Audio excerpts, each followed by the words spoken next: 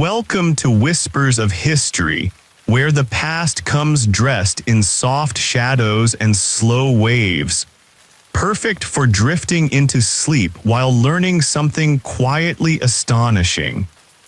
Every episode here is crafted to feel like a dream of another world, wrapped in the gentle murmur of time.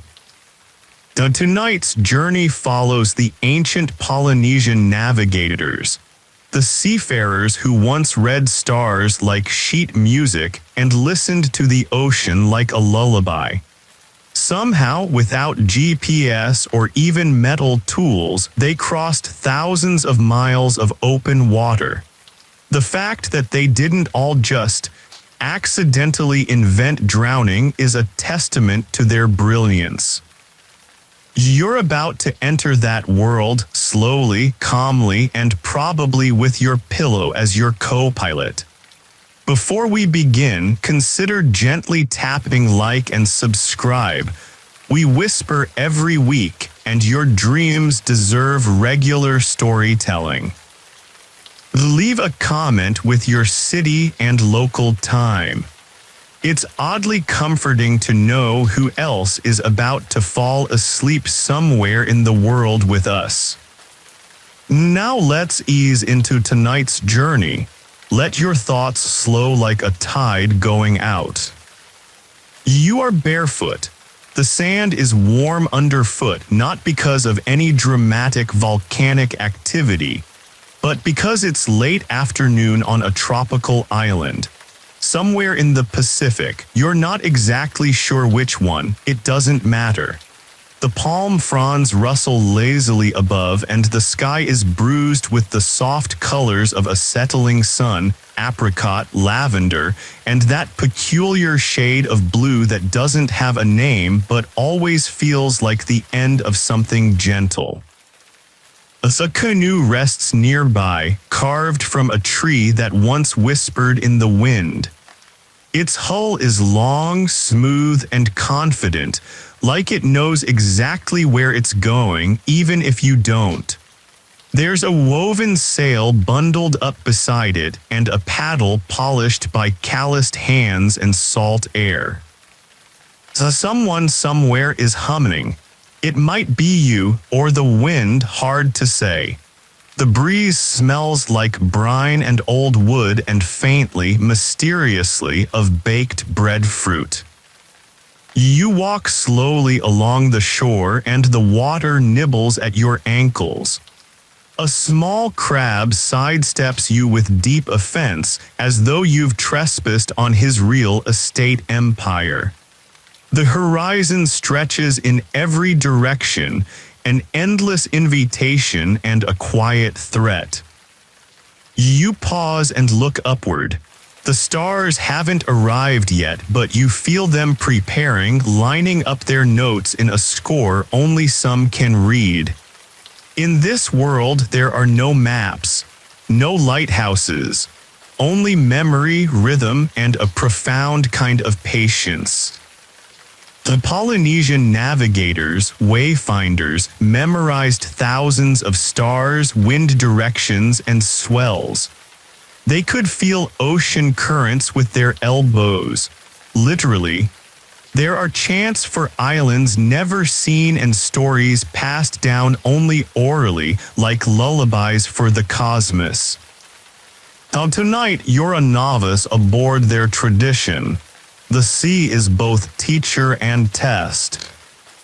As you step past a circle of woven mats and sun-bleached shells, you overhear an elder telling a child, "The ocean is always talking. The trick is deciding when it's lying." Historians still debate whether the earliest voyages from Samoa to Hawaii were deliberate migrations or spectacular navigational accidents followed by extremely awkward explanations. But what isn't debated is this. Around 1200 AD, Polynesian voyaging canoes were already sophisticated double-hulled catamarans. Think of them as ancient catamarans with zero plastic, zero screws, but infinite ancestral memory.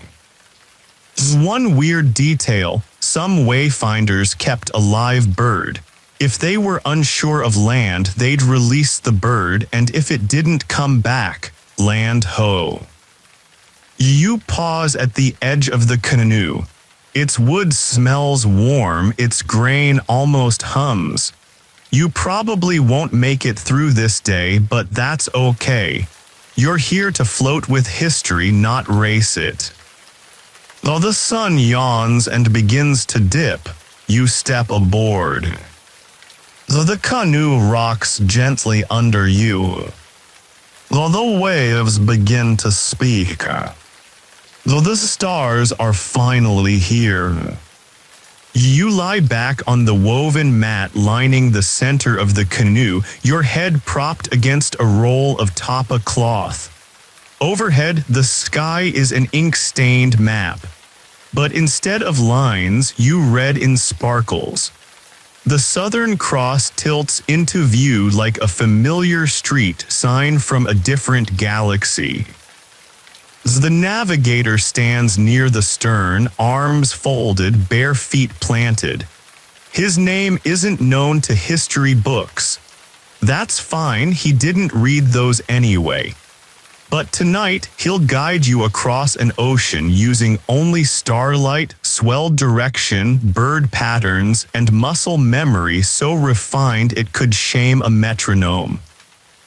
He hums something low and rhythmic, part song, part mental checklist.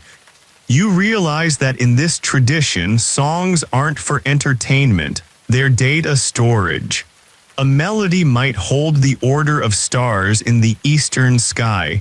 A lullaby might encode distances between islands. It's like if your playlist also got you across 2,000 miles of water. The ocean is dark now, but it's not still. It heaves with quiet life. Tiny bioluminescent specks blink in and out like shy fireflies. You trail your fingers along the edge, and it's like touching velvet embroidered with moonlight. Here's your historical fact. The island of Micronesia still trains traditional navigators today. Using no modern tools, these masters can cross entire archipelagos with nothing but observation and inherited wisdom. They are known as navigators, and being initiated is considered sacred. It's like getting your D, except the exam lasts 10 days and might involve actual sharks.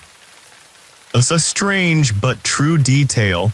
Some voyagers slept in shifts by lying on planks suspended above the hull, letting the motion of the waves rock them into dreaming, which may explain why Polynesian dreams often included rhythmic ocean themes. You try to imagine falling asleep like that. Then again, maybe you already are. The small splash breaks your thoughts. A flying fish arcs overhead, elegant and unnecessary, like a feathered hat at a grocery store. The stars wheel slowly overhead. The navigator hums again, quieter now. You mimic the sound just to feel it in your chest. Back in modern times, GPS glitches if you walk into a parking garage. These people found Tahiti with sticks, stars, and stubbornness. And yet there's some mystery. Scholars still debate how exactly wave piloting, using the shape and angle of ocean swells, was taught or memorized. It seems impossible until you lie here and feel the rhythms for yourself. The sea has many voices. Some high and chattery, others low and moaning like an old cello. The canoe hums with them. You close your eyes for a moment and imagine the vastness beneath you, hundreds of feet of liquid space. an entire history of silence between the waves. Now you open them again slowly. Though the stars haven't moved, but your heart has. And you're not even paddling. Though the ocean carries you onward. The night is nowhere near over. You wake not from sleep, but from a kind of drifting. The kind where your body forgets its weight, and your thoughts become thin, delicate things that float just above the waterline of consciousness. The canoe is gliding, smooth, silent, determined. You haven't seen the stars move, but somehow they have. The Southern Cross is lower now, and new constellations, ones you don't recognize but feel vaguely judged by, have taken its place. You shift gently. The mat beneath you creaks with salt-stiffened fiber. Somewhere behind you, the navigator clears his throat softly, an almost ceremonial sound. It's not a call to attention, just a quiet confirmation that he's still there, still listening, still knowing. As out beyond the boat, the ocean is still muttering. Its voice is layered, one wave rhythm overlapping another. The Polynesians had names for all these intersecting swell patterns. Yeah, you can't remember them, but the navigator does. He doesn't look like a man who forgets things, especially not the shape of water. Now here's something solid for your sleepy brain. Around 800 CE, Polynesians had already reached the Marquesas Islands, over 2,000 miles from Samoa. That's the same as sailing from London to Istanbul without stopping and with 0 sandwiches. And no, there was no accidental drift involved. Evidence suggests they traveled purposefully, often bringing plants, animals, and people in family groups. These weren't reckless daredevils. They were the logistical masterminds of the ancient sea. You sit up just a little. The wind lifts your hair. It smells slightly different now, less of shore, more of open water. You can't see land in any direction, which, of course, is the point. The stars twinkle above in full voice now, their silence deafening in its certainty. The navigator lifts his hand, tracing a constellation with one finger. You follow his gesture, like a tourist who doesn't understand the language but wants to seem polite. "Those are the steering stars," he murmurs, more to the boat than to you. When they rise here, he points just to the left of a line lashed along the canoe's frame. "We go that way." You blink slowly, that way, a direction defined by stars and swell. No compass, no left at the big rock, just pure cosmic choreography. And the weird cultural tidbit for tonight, some Pacific voyagers used the reflections of stars on the underside of clouds to locate islands. Yes, reflected on clouds. Because why not make navigation even harder, right? The breeze picks up, cool and weightless. The sail above your head rustles and the canoe tips slightly, adjusting its posture like a cat stretching in its sleep. It's all so gentle. Historians still argue about the timeline of migration between Polynesian islands. Did people reach Hawaii first or the Marquesas? Was Easter Island discovered before or after New Zealand? The arguments are detailed and passionate, but here, in the middle of the night ocean, they feel like trying to debate how long a song takes to echo. You lie back again, letting your eyes trace the sky. There are no billboards here, no buzzing power lines. Just stars that look down with the kind of disinterest reserved for ancient librarians. Your fingers trail across the hull. The wood is damp but solid. The knots in the lashings are tight, passed down from generation to generation like prayers. And somewhere in your body you realize you're learning the rhythm. The heartbeat of the canoe, the slow blink of stars, the patient voice of the sea. A voice that just maybe is starting to sing you to sleep. A low, distant call wakes you, though it's not really waking, not like the jarring buzz of an alarm clock. This is softer. A voice shaped by dawn mist and conch shell breaths. You sit up. The sky is slowly shifting, no longer black, but that murky blue watercolor that comes just before sunrise. The navigator is already awake, of course. He never really seemed to sleep. Just waits with his eyes half-lidded as if he's dreaming with the ocean. He leans into the wind, watching the horizon. Then, without turning, he says, "We're close." You squint, all you see is water. But then maybe, just maybe, there's a faint smudge ahead, a darker blur in the morning light. Is it land, or just a hopeful hallucination formed from too much rocking? You won't ask, better to wait and let the mystery reveal itself. Your historical note for this section: Polynesian navigators didn't just find one or two islands. They settled nearly every habitable speck across the central and southern Pacific, thousands of miles from Hawaii to New Zealand to Easter Island.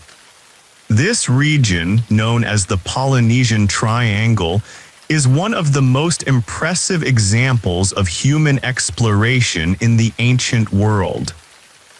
And all of it done without maps, or written language, or coffee. Let's not forget that part. You shift your weight again, noticing something peculiar. The canoe is humming, not loudly. Just the faintest vibration beneath your feet, like the sea is trying to tell a joke only it understands. There's a legend among some islanders that experienced navigators could feel islands before they saw them. Something about how the wave patterns changed. Or maybe it was the way birds flew, or the scent in the wind, or just a gut feeling honed over decades of listening. One elder once claimed he could tell when an island was nearby because the dreams he had aboard the canoe changed, became warmer, heavier, more land-bound, dreams as GPS. Now that's an operating system. As a flying bird, dark, angular, swoops overhead, the navigator watches it carefully. He says, they don't land on water if he's circling land's close. You watch the bird, sure enough it loops back again, hovers, dips toward that blur on the horizon. And now the clouds overhead shift subtly. They reflect something. You wouldn't notice it unless you were told. But now that you're looking, you see it. A faint blush of greenish color beneath one patch of cloud. Is it the island reflecting upward? Apparently so. You smile despite yourself. The sea, it seems, rewards the patient. You reach into a woven basket near your feet and pull out a taro root. It's cold, earthy, a bit slimy. You take a bite, not your usual breakfast, but fitting for this moment. You chew slowly, watching the light increase. Another obscure tidbit: some Polynesian voyagers brought pigs on their long-distance canoes. Not just for food, but because pigs, when close to land, get restless. Yes, pigs as bioradars, useful though not exactly graceful. The navigator adjusts the sail. The canoe lines slightly, catching a stronger breeze. The island is definitely closer now, not just a blur. You can make out peaks, trees maybe, and a thin mist curling over the canopy like a secret still being kept. Historians still can't agree how early Polynesians trained their children in wayfinding. Was it formal? Intuitive? Was it reserved for a few, or shared in communal stories whispered under breadfruit trees? All you know is this: the wind is shifting, the birds are circling, and land is calling. While you sit quietly, the canoe glides forward, while the ocean purrs, and your breath slows, though the island will wait. You breathe in deep, slow, almost ceremonially, and the air tastes different now. It's thicker, richer, tinged with the smell of warm vegetation and damp earth. The ocean scent isn't gone, just softened. It has given the spotlight to something greener. The island is real now. No longer a distant blur or vague promise. It looms ahead, quiet and shadowy, like it's just woken up too and hasn't had its morning coconut yet. The navigator doesn't smile. He's not the dramatic type, but you sense satisfaction in the way he stands a little taller. The kind of pride that doesn't need applause. You suspect this isn't his first successful journey, or his 100th. His gaze stays locked on the island's outline, his hand steady on the tiller. You stretch your arms overhead and they crack like firewood. Everything is damp but not uncomfortable. Your mat, your knees, your clothes, your spirit, it's all been steeped in salt and motion. The canoe glides silently closer, sails half drawn, like it knows the island is sacred and doesn't want to stomp in uninvited. You notice something curious along the horizon: thin vertical lines breaking the treetops, tall, carved wooden posts. They look ceremonial, maybe territorial. Or maybe it's just the island's way of saying, "We were expecting you," sort of. Now let's tuck in a proper historical gem for your brain to wrap itself around. When Polynesians arrived at new islands, they brought with them what scholars call the transported landscape. Plants, animals, tools, language, all carried across oceans in double-hulled canoes. They didn't just discover islands, they turned them into home. Banana shoots, breadfruit saplings, sugarcane cuttings, even taro corms wrapped in wet leaves. These weren't tourists, they were farmers, engineers, astronomers. If a civilization could be packed in baskets, they did it. You lean over the edge of the canoe and stare into the water. It's clearer now, glowing with pale turquoise ribbons near the shoreline. You can see coral shapes beneath you, soft, branching, blooming like underwater bone flowers. A small reef fish darts by, looking surprised and slightly offended. And here's your cultural curiosity of the night. Many Polynesian islands had entire chants just for identifying the kinds of clouds over different types of reefs. Yes, there are cloud songs. Because apparently, when you've memorized thousands of stars and swell angles, the sky gets its own channel too. The navigator gently taps the hull, a low that echoes through the wood. You don't know if it means anything or if he's just checking on the canoe like one would check on an old friend. The canoe responds with a soft creak. They're clearly on speaking terms. You sit a little now. There's something ceremonial about approaching land after a long sea crossing. You haven't done anything but eat taro and nap on a boat, but you still feel a quiet pride, like you've earned the right to step onto this island barefoot and slightly wrinkled. Historians still debate how these voyages were organized. Did chiefs commission them? Were they spiritual missions, population pressure, or just a deep, unrelenting urge to find out what lies beyond the edge? The scholarly answer, yes, probably all of it. Plus, the ocean was kind of irresistible. The canoe slows. You hear the surf now brushing the shore like a giant whisper. The water shushes the sand, and the sand in return hushes the trees. The navigator raises a hand. You wait.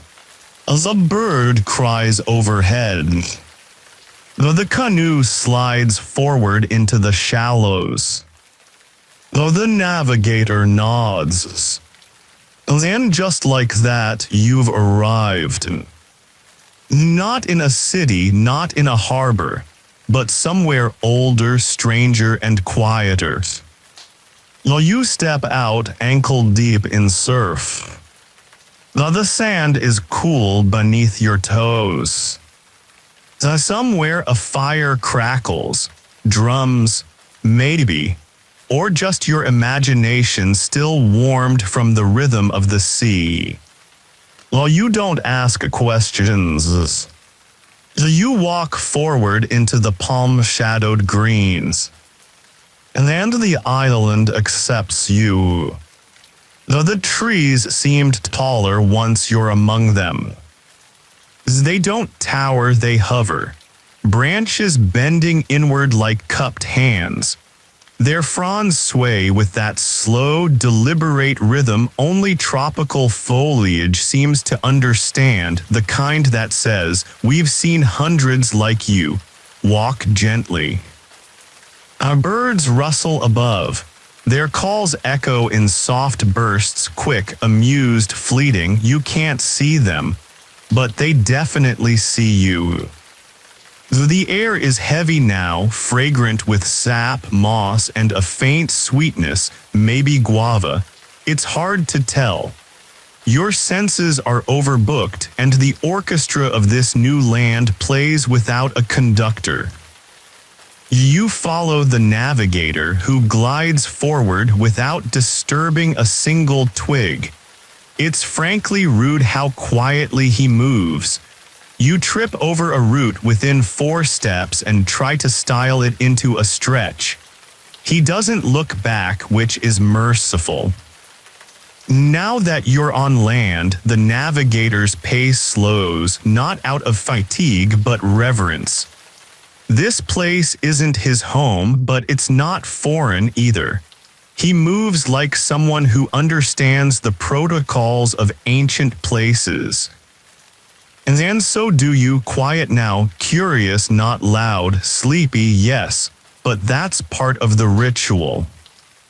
Let's bring in tonight's fact before your brain melts into pillow mode. Oral tradition in Polynesian culture wasn't just talking. It was a full archival system. Genealogies, land boundaries, fishing rights, navigation knowledge, even cycles, all memorized and transmitted through chant, dance, and storytelling. Entire encyclopedias lived in the minds of elders. You step into a clearing and see them, stone platforms, aligned, weathered, but still proud. Sacred meeting spaces, part temple, part courthouse, part historical record. They sit here like history's bones, sun-bleached and surrounded by silence. Your guide, if we can call him that, stops before one of them. He bows his head, then gently taps his fingers against the stone 3 times. A quiet, respectful hello. And now for a truly odd cultural tidbit. On some islands, it was taboo to enter sacred groves during certain moon phases, not because of superstition, but because it was believed the trees were listening more closely. Imagine living in a world where the trees had moods and you just respected that. You sit on a fallen log, it's mossy but soft. The forest canopy lets in just enough sun to warm your shoulders. The air hums, not with noise but with density, like time is thicker here. It doesn't move in straight lines, it curves, loops, waits. Historians still disagree on how designs evolved over time. Some believe early forms were just flattened sand, later replaced by coral and stone. Others argue they always had a celestial function, aligned to solstices and equinoxes. The answer, yes and no, and maybe ask the trees. You take a breath and feel your heart slowing, not just from fatigue, from presence. You're not a tourist here, you're a temporary ghost, an observer with sleepy eyes and salty clothes. You look up at the trees again. The days sway slightly, and you imagine for just a moment that they remembers. You're not sure how long you've been sitting in the clearing. Could be 5 minutes, could be 1,000 years. Time behaves oddly on islands like this. It doesn't march forward, it just drapes itself across your shoulders like a loose shawl made of warm mist and humming leaves. The navigator is gone now. Not gone, just disappeared quietly into the trees like a thought you meant to remember but didn't write down. He's left you alone here, which is either deeply respectful or a gentle test. You rise from the log, your joints a little stiff but your mind soft and open. The air is warm and has a weight to it now, like it's pressing gently against your chest with curiosity. You move slowly, barefoot, your steps muffled by centuries of fallen leaves and moss. You're not walking with purpose, you're drifting, letting the island decide where you go. Up ahead you see something curious. A trail of carved stones leading toward a narrow path. They're not random, they're spaced just so, a rhythm underfoot, like punctuation marks in an ancient poem. And here's tonight's historical fact for your quiet collection. Some Polynesian societies carved what are known as grinding stones used to prepare food, particularly poi from taro root. But many of these stones weren't just utilitarian, they were placed in sacred alignment, often marking important trails, ritual paths, or lineages. In other words, the ground itself held memory. You follow the stone trail. The forest narrows into a tunnel of green, vines wrapping over the path like embroidered lace. The light is dappled and golden, the kind of light that looks like it should come with a harp soundtrack. And here's your cultural curiosity. Some traditional Polynesian societies used plants not just for medicine but for navigation. Certain ferns only grow on the windward sides of islands. Some mosses point to the land for them wasn't a backdrop, it was a speaking entity. And you're beginning to understand its dialect. You pause beside a tree that's far older than it looks. It has scars in its bark, precise and deep, shaped like triangles and curves. Not natural, deliberate, possibly a mark of tapa collection when the bark was carefully stripped not to harm but to weave into cloth. The tree breathes slowly beneath your hand and you feel it, the difference between cutting and harvesting, between taking and inviting. A rustle above, something small and feathered shifts its weight on a branch. You look up. The bird looks down, you nod at each other. Mutual respect. Historians still debate whether ceremonial carvings on bark cloth tapa conveyed specific meanings, genealogies, mythologies, or were simply aesthetic. The answer, a murky blend of both. The symbols weren't just read, they were felt. Felt by those who lived in rhythm with sea and soil. You move on. The path widens again. Ahead, a pool, still circular, ringed by stone and fern. The water is black with depth and bright with reflected sky. You crouch beside it and peer in. Your face looks back at you, salt-touched and slightly stunned. There's something soothing about your own eyes in this light, like they too are starting to understand. You cup your hands and dip them into the water. It's cool and tastes faintly of minerals and shadow. You drink. The island approves. Then slowly you lie back on the moss beside the pool, one hand trailing in the water. The forest hums. Your breath slows. And your thoughts, for once, don't try to solve anything. As it begins to rain. Not a storm, not a downpour. Just a quiet, misty drizzle, the kind that feels like the island exhaling. The kind that settles gently onto leaves and skin like the kiss of a sleepy child.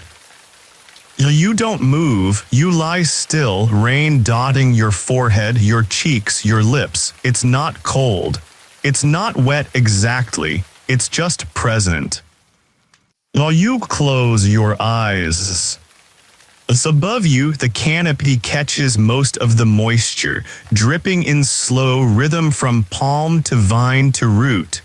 You listen to it. Countless droplets forming tiny symphonies as they land on stone, bark, and the soft fabric of your tunic. Now a little damper, a little more part of this forest than before. Here's your historical marvel for the hour. In many Polynesian traditions, rainfall wasn't just weather. It was divine. Rain brought fertility to the land, marked seasonal transitions, and even served as a blessing in rituals. A gentle rain like this was called in some dialects the slippery rain because it slid over everything and no one stayed dry or separate. You stretch a hand toward the sky and catch a drop in your palm.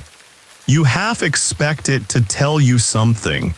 Instead, it just sits there, shining like a tiny moon. You sit up slowly. The pool beside you has changed. Raindrops pocket surface, sending ripples outward, one after the other, like messages written in a language the forest reads backward. You follow the sound of water now, not the pool but something farther away. A stream. It calls to you in that way only moving water does, with both urgency and patience. You follow. Through ferns and roots, past flowers that smell like stories you forgot in childhood, you move toward the sound. The stream appears, clear, singing over rocks. You crouch beside it, and for no reason at all, you laugh softly. Because it feels like someone should. Because the stream has been waiting a long time for someone to notice it. Now for the cultural oddity. In some Polynesian belief systems, specific rivers and springs were thought to be literal gateways between worlds. Places where ancestors whispered through the water, where dreams flowed out of the land and into you. Drinking from the right stream could invite a vision, or, depending on the stream's mood, a nap. Now you kneel and drink again. This water is cooler, sharper, it wakes something in your spine. Now you look around, the forest feels closer now, not darker, just more intimate, as if it has taken you in and wrapped you in its oldest stories. Now you hear something behind you, a whisper, a footstep. Now you turn. Oh, it's the navigator, of course. Oh, he looks exactly the same, dry, calm, as if rain avoids him out of respect. He holds something in his hand, a bundle wrapped in woven leaves. Oh, he walks to you and sets it beside the stream, then nods once. You understand, it's for you. Inside, a piece of tapa cloth, soft and printed with dark geometric ink, a shell polished smooth, and a stone shaped like a small canoe. It fits perfectly in your palm. You look up at him. No words pass. None are needed. Historians still discuss the role of symbolic gifts in Polynesian encounters. Were they tools of diplomacy, sacred exchanges, teaching instruments? Probably, but here this is something simpler, something. The navigator nods again, then turns and walks back into the forest. This time you let him go. You sit beside the stream, stone canoe in hand, and breathe. Rain continues to fall in soft pulses. Though the forest settles again. And you begin to dream with your eyes open. You stay by the stream until the rain fades into memory, like a dream that dries off the edge of a leaf.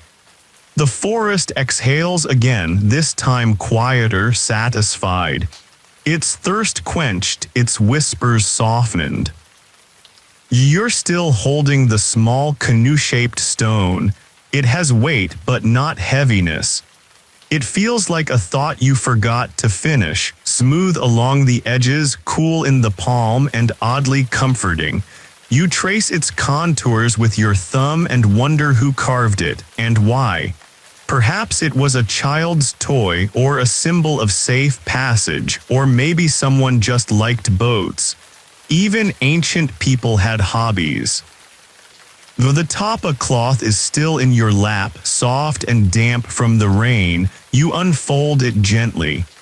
The patterns are simple chevrons, dots, curved lines, but they pulse with quiet precision. These aren't just decorations, they're stories, codes, memory etched in fiber. And here's your historical takeaway for the twilight hours. Tapa cloth, called in Hawaii, in Tonga, in Samoa, wasn't just worn, it was sacred. Used in births, deaths, marriages, rituals, even in diplomacy. And every pattern told a story, some about ancestors, others about the stars, and still others no one remembers anymore. The cloth was a family tree, a map, and a lullaby all at once. You fold it again respectfully and tuck it under your arm. Now the stream burbles beside you, its voice now less insistent, more meditative. It says, "Stay if you like, or go, I'll be here either way." You decide to follow it. As the stream curves gently downhill, the forest thinning as you walk. More light filters through the canopy. The air grows warmer, brighter, tinged with salt once again.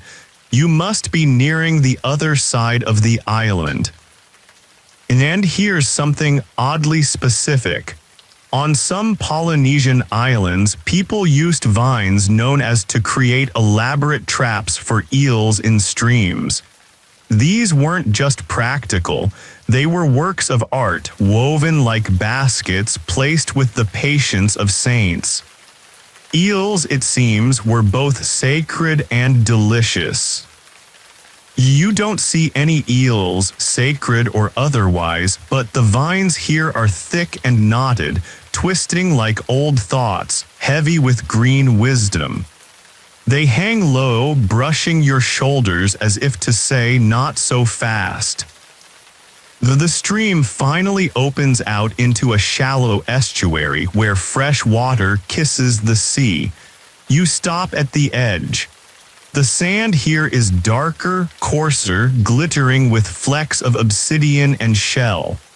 Mangrove roots twist into the water like skeletal hands, gnarled but graceful. And there, on the opposite bank, a structure. It's simple, elevated on posts. Thatched roof, wide eaves, a low stone platform in front. You approach slowly, your feet squelching in the tide sand. This isn't a village, not a house. It feels older than that, something ceremonial. A place that remembers when the stars were closer. You climb the short steps to the platform and sit cross-legged, letting the sea breeze curl around your neck. This, you realize, is an oracle house. Or maybe it was.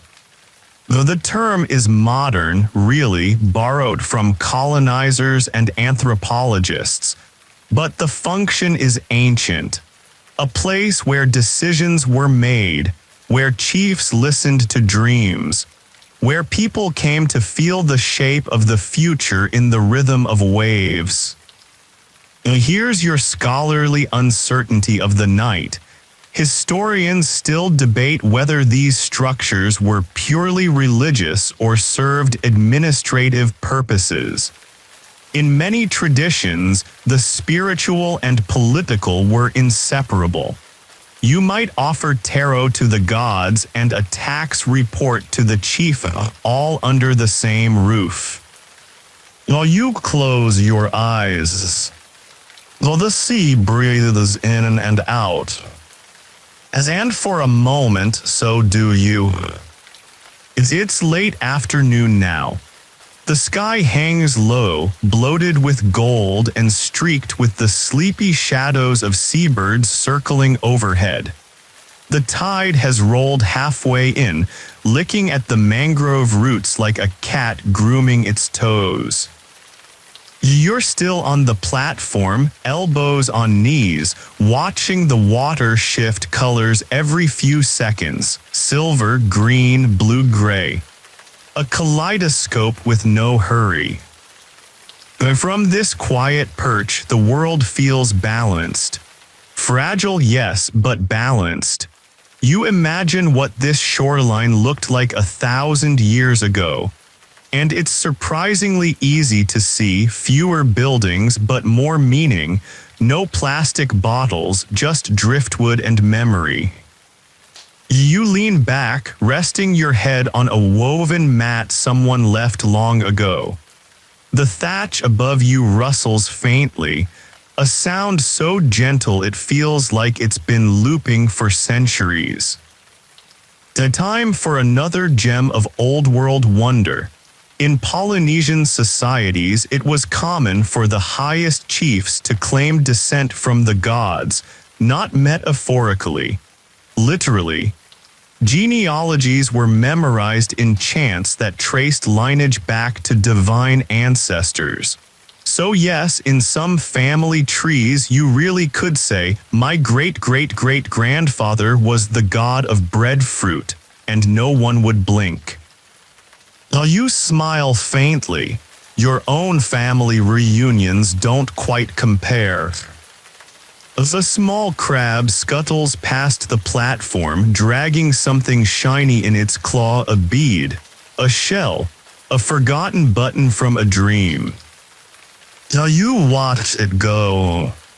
Now then something catches your ear. Music.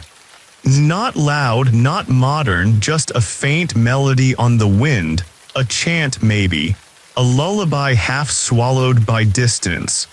It winds down the estuary, clinging to the breeze like smoke. Someone somewhere is singing. Now you stand, slowly, stretch. Your joints protest slightly, like they've been learning to sleep standing up. You step off the platform and follow the sound. The shore curves gently, wrapped in vines and overgrown pandanus. A path emerges, narrow but sure, leading uphill along the coast. The music grows clearer. And then they are. A circle of people, old and young, sitting cross-legged beneath a fig tree, its roots enormous and veined like memory itself. They don't look up as you approach, not out of rudeness. They just know you're there. The one woman sings, her voice as smooth as oiled wood. Another keeps rhythm with a stick-tapping stone. All the rest listen, as and you do too. Because this isn't a performance, it's an offering. Here's your obscure but true detail. In some islands, the oral tradition of hula and chant was considered so sacred, performers would fast beforehand, abstain from certain foods, and even avoid stepping on shadows. Not out of superstition, but out of respect for the gods, the ancestors, and the story itself. You sit at the edge of the circle, unseen but not unwelcome. The song continues. And slowly, your heartbeat aligns with its rhythm. Like it always knew how, the chant slows. It doesn't end, it settles. Like the way twilight falls on the sea, not with a slam but with a soft sigh and a hush. The singer's last note stretches like a thread between worlds, then slips into the breeze, leaving behind a silence so full it rings. No one claps, no one speaks. The moment is its own applause. You stay seated. The air is different now, not changed but cleansed. Like the song pulled something out of the ground and set it free. Maybe it did. These islands don't always explain themselves. They just show you, then wait to see if you'll understand. You glance at the circle of listeners. Some have closed their eyes. Others sway slightly, not in performance but in trance. They're not thinking about dinner or errands or Wi-Fi strength. They're listening with their bones. A child beside you is drawing in the dirt with a stick. Not aimlessly, she's tracing patterns. Spirals, triangles, intersecting lines. Her fingers move with quiet purpose. The shapes feel familiar. You look closer and realize she's copying the design from your tapa cloth, the one you were given at the stream. You pull it gently from under your arm and set it beside her. She doesn't say thank you. She just keeps drawing, her brow furrowed in serious silence. Well, you take that as high praise. And now your history for this hush-drenched moment, Polynesian tattooing, originated thousands of years ago and was deeply tied to genealogy, spirituality, and social status. Each line had meaning. Each pattern was a record. The ink was more than art. It was identity, memory, even protection. To be unmarked was to be unfinished. You touch your own arm now, bare and salt-washed. You can almost feel the ink that isn't there, feel where the stories would go if you had the right to wear them. The elder who had been tapping rhythm against the stone sets his stick down and stands. His back is straight, his hair silver, his eyes half-lidded like someone remembering a song in a language no one sings anymore. He walks past you slowly, then pauses and places something by your side. A small bowl carved from driftwood filled with smooth black stones. Offerings, tools, memories. Well, you don't ask. But you pick one up, turning it over in your hand. It's warm from the sun and worn smooth by time. It feels like something that remembers being part of a mountain once. And here's your odd little cultural detail. In some Polynesian belief systems, stones were believed to absorb mana, sacred power, through ceremony, placement, or presence. Certain stones could hold the energy of a place, a person, or even a god. In short, rocks had. You place the stone in your lap and close your eyes for a moment, just to rest them, just to listen. And in that quiet, you feel something strange and familiar all at once. You feel the earth breathing. You dream, or maybe you don't. But something changes behind your closed eyelids. A flicker, a shift, a memory that isn't yours. You're standing on the deck of a canoe again. But this time it's not under starlight, it's midday. The sun is directly above, blazing hot, casting short shadows and long thoughts. The sail snaps overhead, catching a wind you didn't notice. Your hands grip the edge of the hull, not in fear, just in awe. Around you, others are aboard. Their faces are calm, focused. Some chant softly. One is holding a cup of water. Another ties a rope with the kind of focus most people reserve for sacred vows. No one talks about arrival. No one says how far they've come. Because the voyage itself is the destination. You blink and you're back under the fig tree. The singing has stopped and most of the circle has gone. The child is gone. The bowl is still there, but the moment is different now, emptier, lighter. As if something large and invisible has exhaled. You stand slowly, feeling the imprint of the earth in your legs.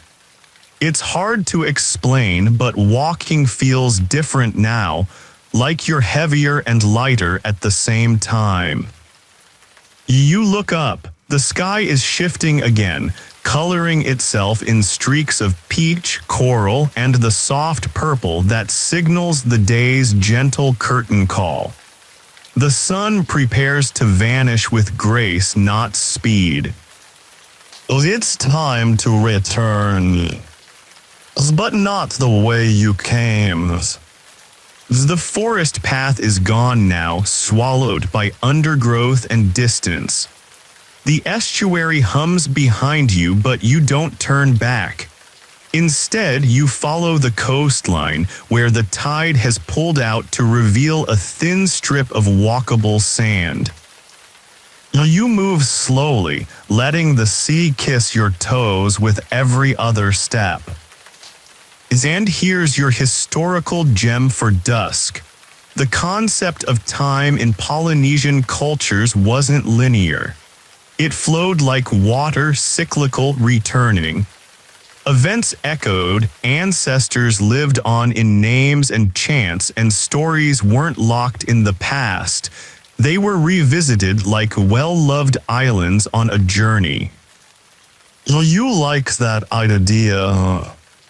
That maybe nothing is gone forever, that everything circles back. Your path curves along the base of a rocky cliff, and you spot them, petroglyphs. Carved into the stone, so old that even the lichen has learned to respect them. Curved figures, spirals, canoes, stars.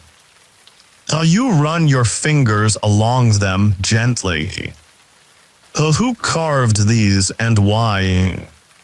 The scholars still debate whether petroglyphs were spiritual, territorial, or simply records of daily life.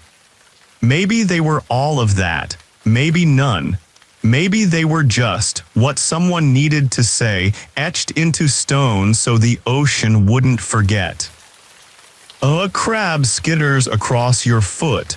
You jump slightly, then laugh. He seems equally surprised. You're nearing the western edge of the island now. The sky deepens to indigo. The first stars peek through, cautious, blinking. And then you see it. The canoe. While waiting on the beach. No, not the same one. But somehow, yes, it is. Lashed tight, ready. The sail flutters softly. The hull gleams. And a single mat lies inside. You step toward it. Because of course you do. Because the journey isn't over. Because it never really ends, it just flows. And the stars are ready to guide you again. You place your hand on the edge of the canoe. It's warm. Not from the sun, though the last rays still stretch their golden fingers across the sand. No, the warmth is deeper. Like the boat remembers you. Or maybe it remembers every traveler who ever placed their hope and their life into its hollowed belly and said, "Take me forward." You climb in slowly, careful not to disturb the calm. As everything feels as it should. The creak of rope against wood, the scent of dried salt and woven fiber, the slight dip of the hull under your weight.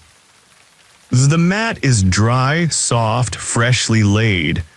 You lie down without needing to think, your body folding into the posture it's been slowly sculpting since this journey began. The paddle rests beside you. The sail, half furled, flutters like a slow heartbeat. Above, the first real stars have taken their places. Not shy anymore, confident, steady. A few already wink knowingly at you. And here's tonight's historical constellation. Polynesian navigators didn't just memorize stars. They memorized entire skis, seasons of star positions, each with a unique rising point and trajectory. The concept of star paths allowed them to sail in precise directions by aligning a specific star to the edge of the canoe. If the star drifted, so did the course. It's like driving down a cosmic highway, except your GPS is made of light that's been dead for millions of years. Now the navigator is there again, of course. Sitting quietly near the stern, adjusting the ropes, not speaking, not smiling. But you feel something softer in him now, something like trust.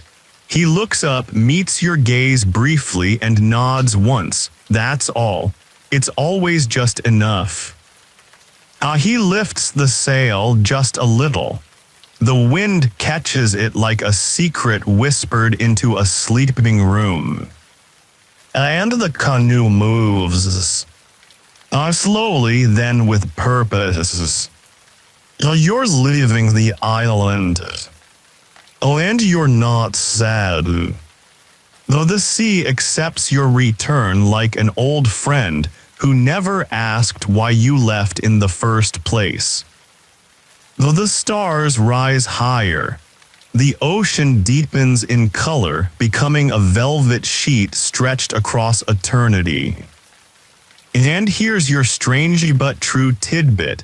In the Marshall Islands, master navigators created stick charts, delicate latticeworks made of thin coconut sticks and cowrie shells. The bends in the sticks represented ocean swells. The shells marked islands. These weren't literal maps, they were mental models, training tools. Because once at sea, no chart could replace memory.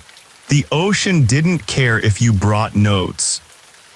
You lie back on the mat again.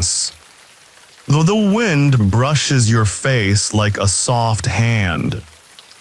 And the sail sighs above you. You hear the water lapping, not crashing.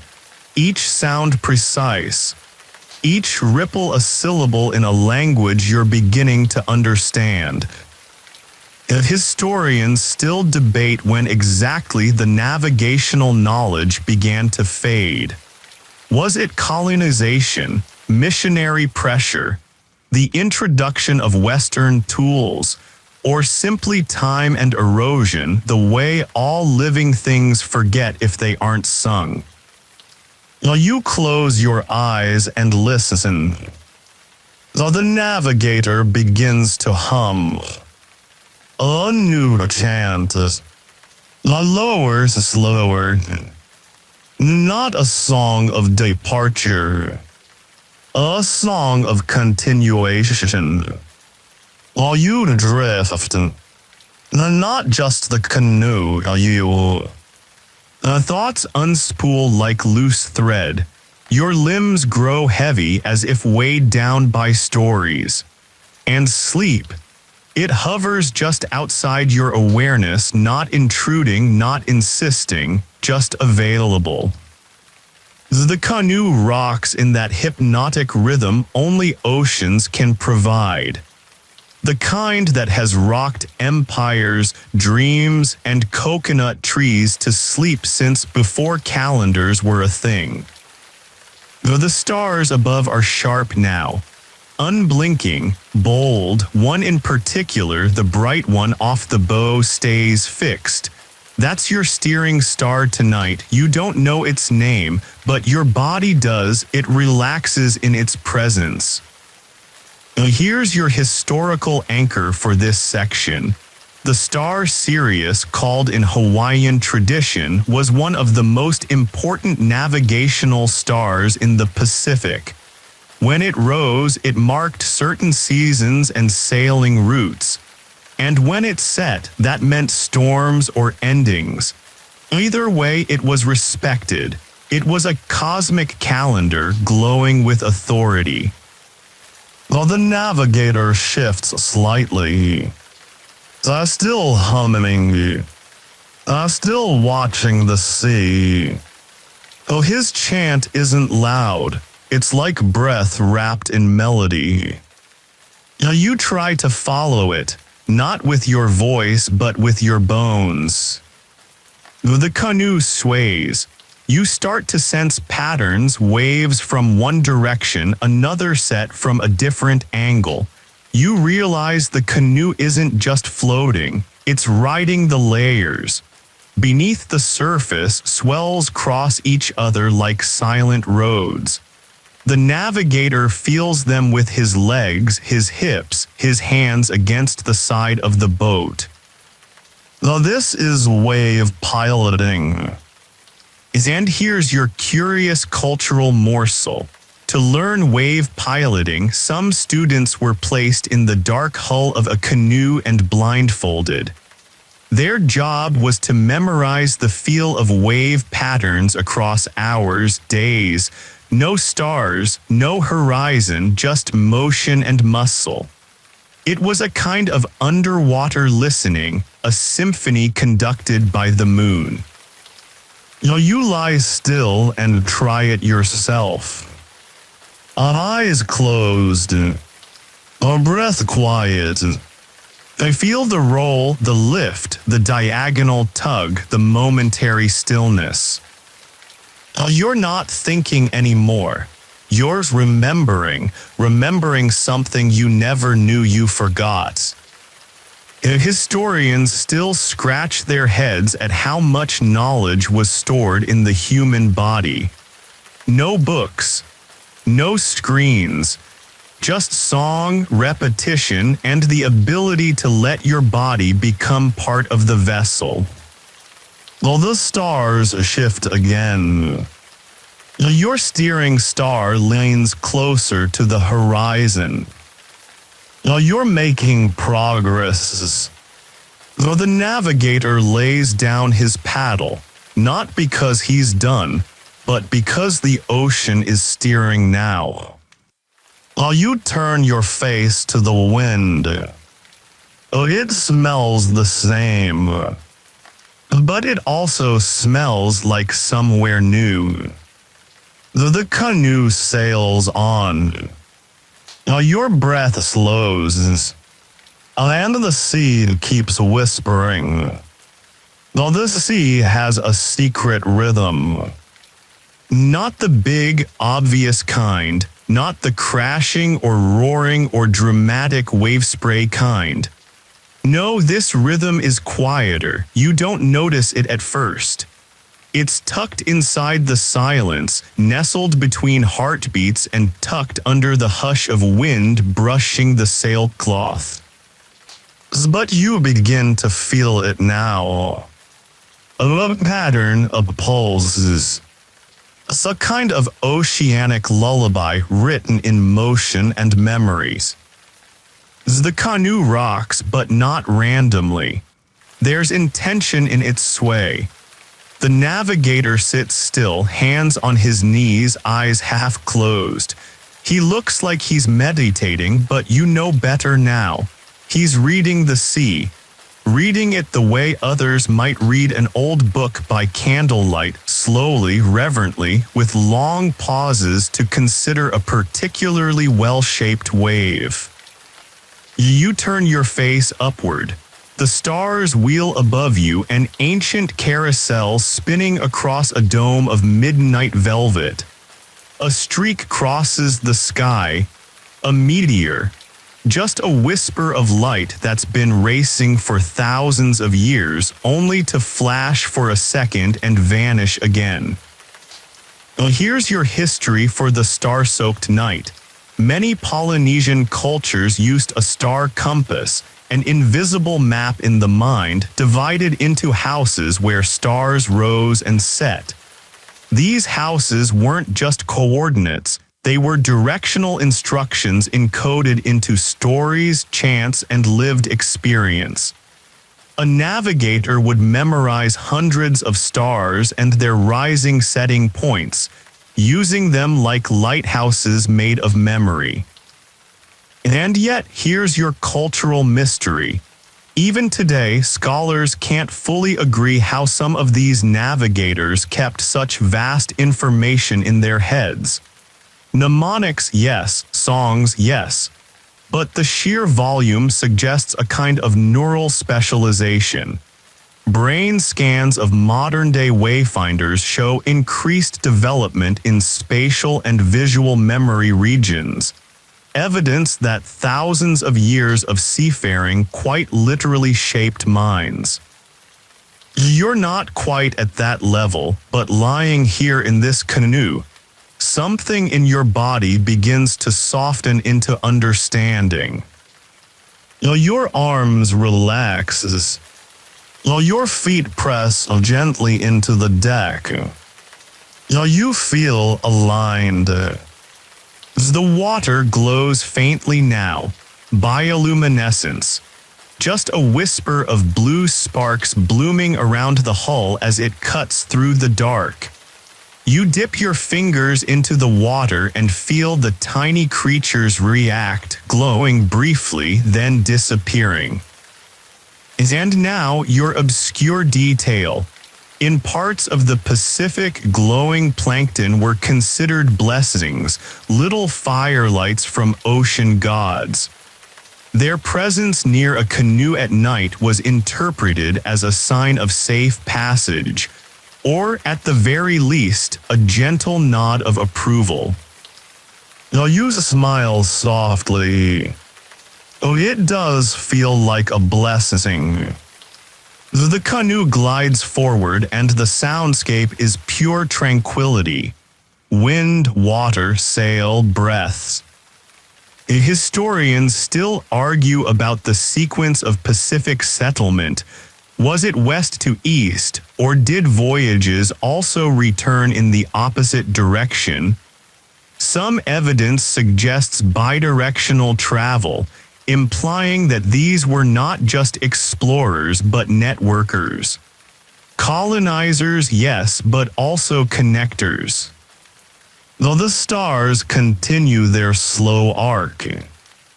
You close your eyes and feel the swell rise beneath you. And for the first time tonight, you don't feel like a guest on the ocean. You feel like part of it. When you open your eyes again, the world has changed, but so gently you're not sure when it happened.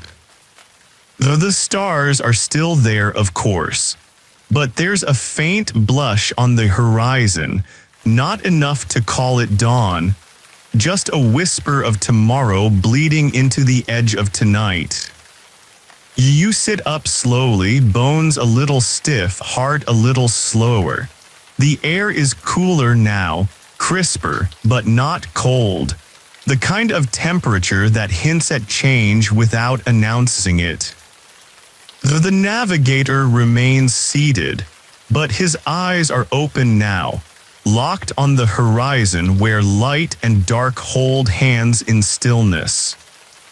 You follow his gaze. A shape. Far away, low, blurred, rising like a memory through the mist. The land. It's always surprising, even when you expect it. Like seeing someone you dreamed about the night before suddenly walking toward you on a real street. You don't speak. Neither does the navigator. You both know. Here's your historical anchor for this hush-drenched moment. Polynesian navigators didn't rely solely on sight for landfall. They watched for cloud formations, na-o-ka, or the buds of the heavens. Stationary clouds often formed above islands due to heat rising from landmass. They also read the movement of birds, the taste of seawater, yes, literally tasted it for hints, and the behavior of swells reflecting off island shores. Each sign layered upon the other, until the truth became obvious, like music resolving its final chord. You tilt your head and watch the clouds. One is definitely holding steady above the smudge of land. A few birds circle in wide, confident arcs. A new rhythm of swell moves toward you, sharper, shorter. A reflection wave. You are close. And here's your cultural curiosity. In some traditions, a navigator wouldn't speak upon spotting land. Instead, they'd wait for the canoe's bow to point directly at the island before acknowledging it. It wasn't superstition, it was respect. You didn't declare land, you received it. You look again, the island grows slowly clearer. Trees, peaks, even a ribbon of surf curling along its shore. You glance at the navigator, he doesn't move. But then, gently, he lifts the sail. The canoe picks up speed. And just like that, the final approach begins. You take a deep breath and the scent of land, wet soil, distant flowers, something green and alive fills your chest. You hadn't realized how different ocean air was until now. Your hands rest on your knees. Your body sways with the canoe. You don't think, you just feel. Historians still puzzle over how quickly Polynesians spread across the Pacific. From Samoa and Tonga, they reached Tahiti, the Marquesas, then Hawaii and Aotearoa, New Zealand, some of the most remote islands on Earth. And yet, they did it with a confidence that modern sailors still admire. The island is near now. The waves change character, less swell, more chop. You feel the pull of the reef, the breath of shallows beneath you. You're arriving, and you're ready. But you also understand now. The voyage was the point. The stars were the map. And the ocean. The ocean was always home. Arrival is not a banks. It's a breath. A long one. Inhaled from sea, exhaled onto land. The canoe slows, its hull gently kissing the first fingers of the reef. You feel the shift in the water immediately, less depth, more texture. The sea doesn't cradle the canoe anymore. It begins to guide it, nudging it along, the way an elder places a hand on a child's shoulder when they're almost home. While the navigator stands, I still know words. He moves with the same quiet confidence as always, stepping toward the bow and adjusting the lines. The sail comes down slowly, like a curtain closing on the first act. The wind softens its voice. Even the ocean hushes, perhaps out of respect for this moment. And here's a bit of history to mark your landfall. Ancient Polynesians often approached new islands with caution. Rituals were performed before stepping ashore, offerings made, chants sung, names whispered into the wind. You didn't just barge into a new world, you introduced yourself. And in some traditions, the navigator would sleep first before landing, to dream, to see if the spirits of the place welcomed him. You're already halfway there, dreaming even with your eyes open. You scan the shoreline ahead, palm trees leaning slightly inland as if they too had been watching your arrival. The sand is pale and wide. The breakers beyond the reef curl in rhythmic sets, welcoming, not warning. A few seabirds wheel overhead, their wings tilting lazily in the updraft. No urgency, no danger. You grip the paddle, unsure if it's time to move. The navigator nods. Not at you, not at anything in particular, just a slow nod into the moment.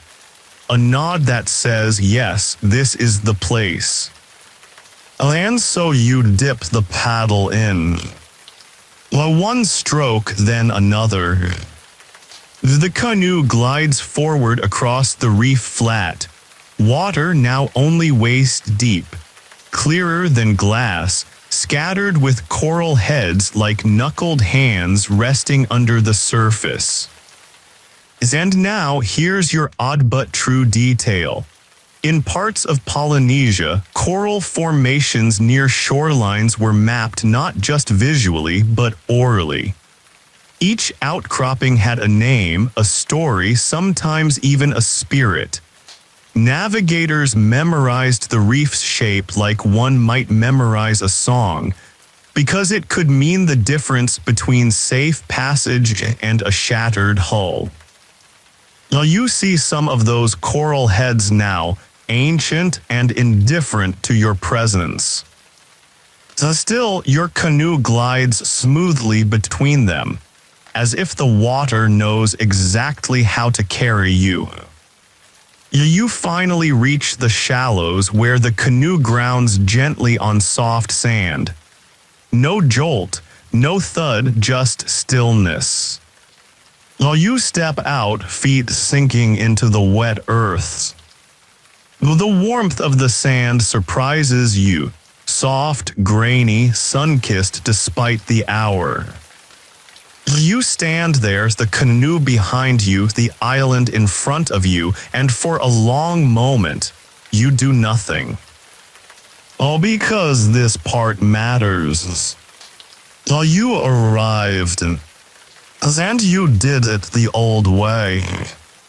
You look back at the navigator. He's still aboard, making no move to leave. He offers no instruction, just that same slow nod. You understand. This island is yours now. Yours to explore, to walk gently, to listen to. And historians still discuss whether certain voyages were one way.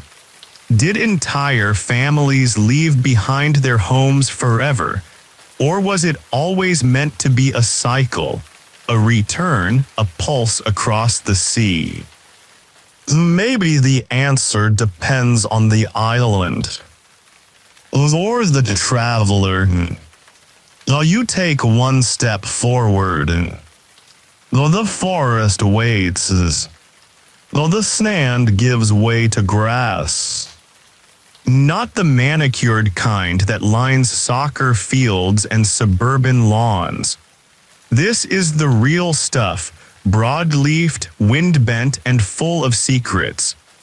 Each blade a different shade of green, each step alive with crickets and the rustle of unseen legs. You follow a narrow path, not carved but worn, as though others have walked it just often enough to teach it where to be. The trees rise ahead. Not dense, not wild, but watchful. These are coconut palms, tall, lean, with fronds that whisper in a language older than memory. You pass beneath them slowly, feeling the shade wrap around your shoulders like a loose robe. A dropped husk lies half buried in the sand, cracked open. A little lizard darts from inside, irritated that you disturbed his apartment. Here's your historical moment, fresh from the trees. Coconuts weren't just snacks. They were survival kits. Water, food, rope, fuel, bowls, shelter. The coconut was so vital to Polynesian voyaging that it was carried on nearly every canoe. Some plants even evolved to float their seeds across oceans, coconuts included. In a way, they were navigators too. You reach the tree line where the shade deepens and the ground grows springier underfoot. Fallen leaves crunch softly beneath your steps. A flower blooms near your ankle, orange, waxy, shaped like a flame. It has no name, but it smells like afternoon naps and hidden altars. And here's your cultural treasure. On some islands, flowers were used as directional signs.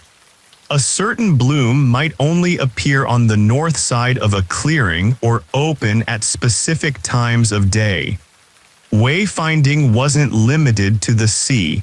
Even the forest had its own compass, one written in petals and shadows. While you moved deeper, while the air here is thick with green, you pass a moss-covered rock shaped suspiciously like a sleeping turtle. You reach out and touch it. Cool, rough, silent, still very much a rock, but it feels patient.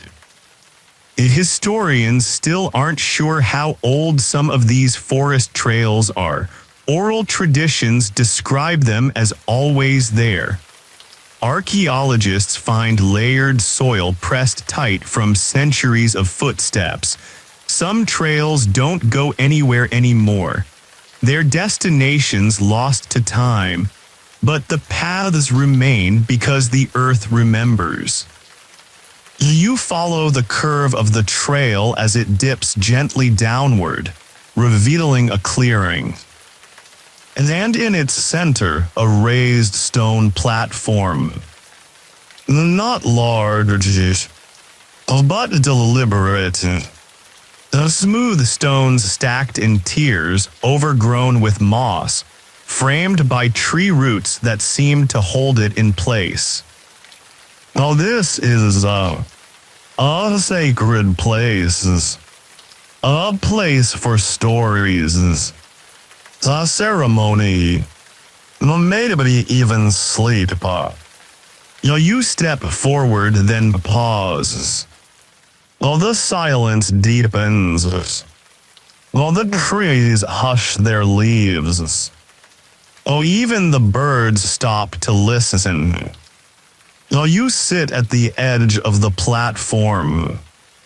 Your fingers trace the stone.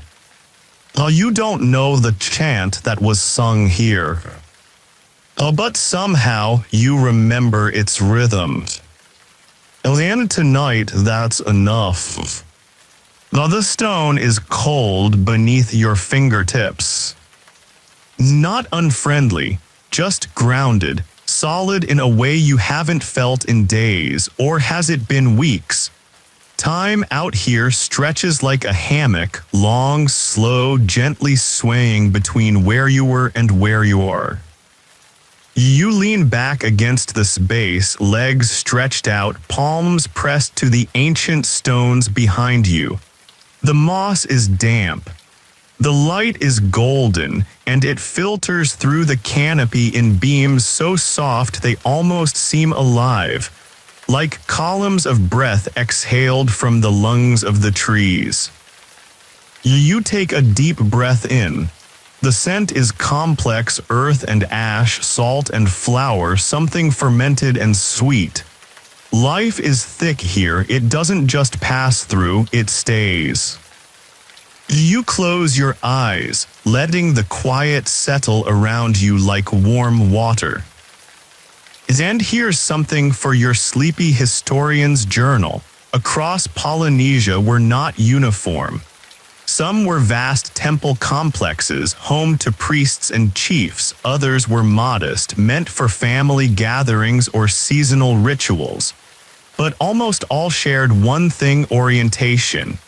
Many faced east, toward the rising sun, or toward the sea, where ancestors were believed to dwell beyond the horizon. To sit on one is to sit at the threshold between the living and the long-remembered.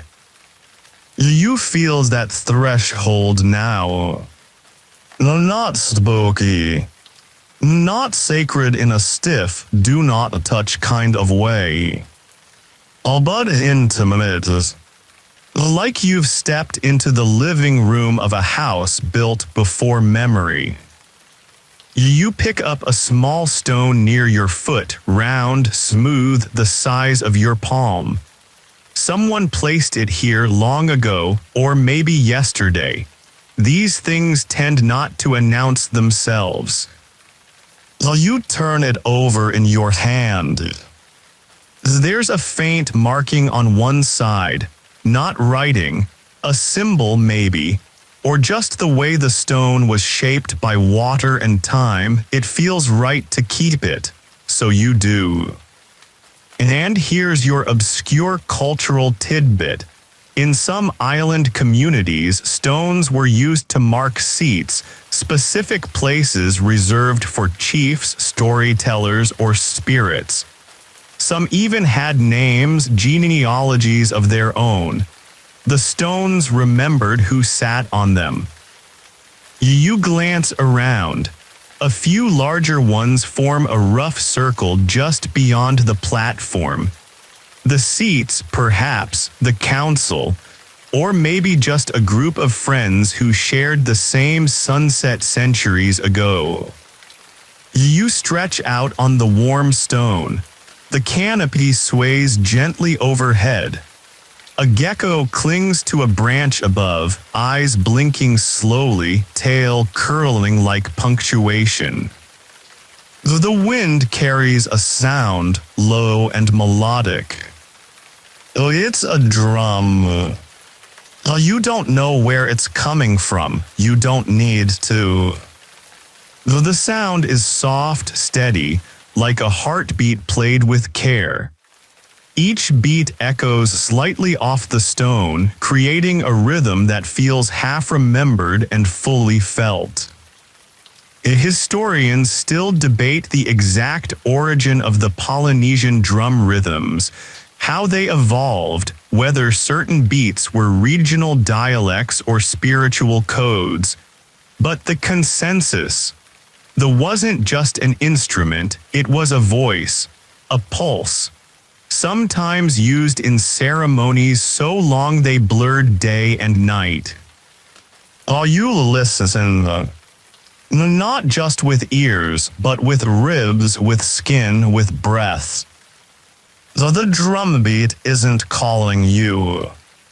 It's cradling you. The moss, the stone, the airs, the rhythm, they form a net, catching your thoughts before they fall too far. You sigh. The forest breathes with you. And somewhere between sound and silence, you fall asleep. When you open your eyes, it's night again. But not dark. The moon is high, round, golden, drowsy.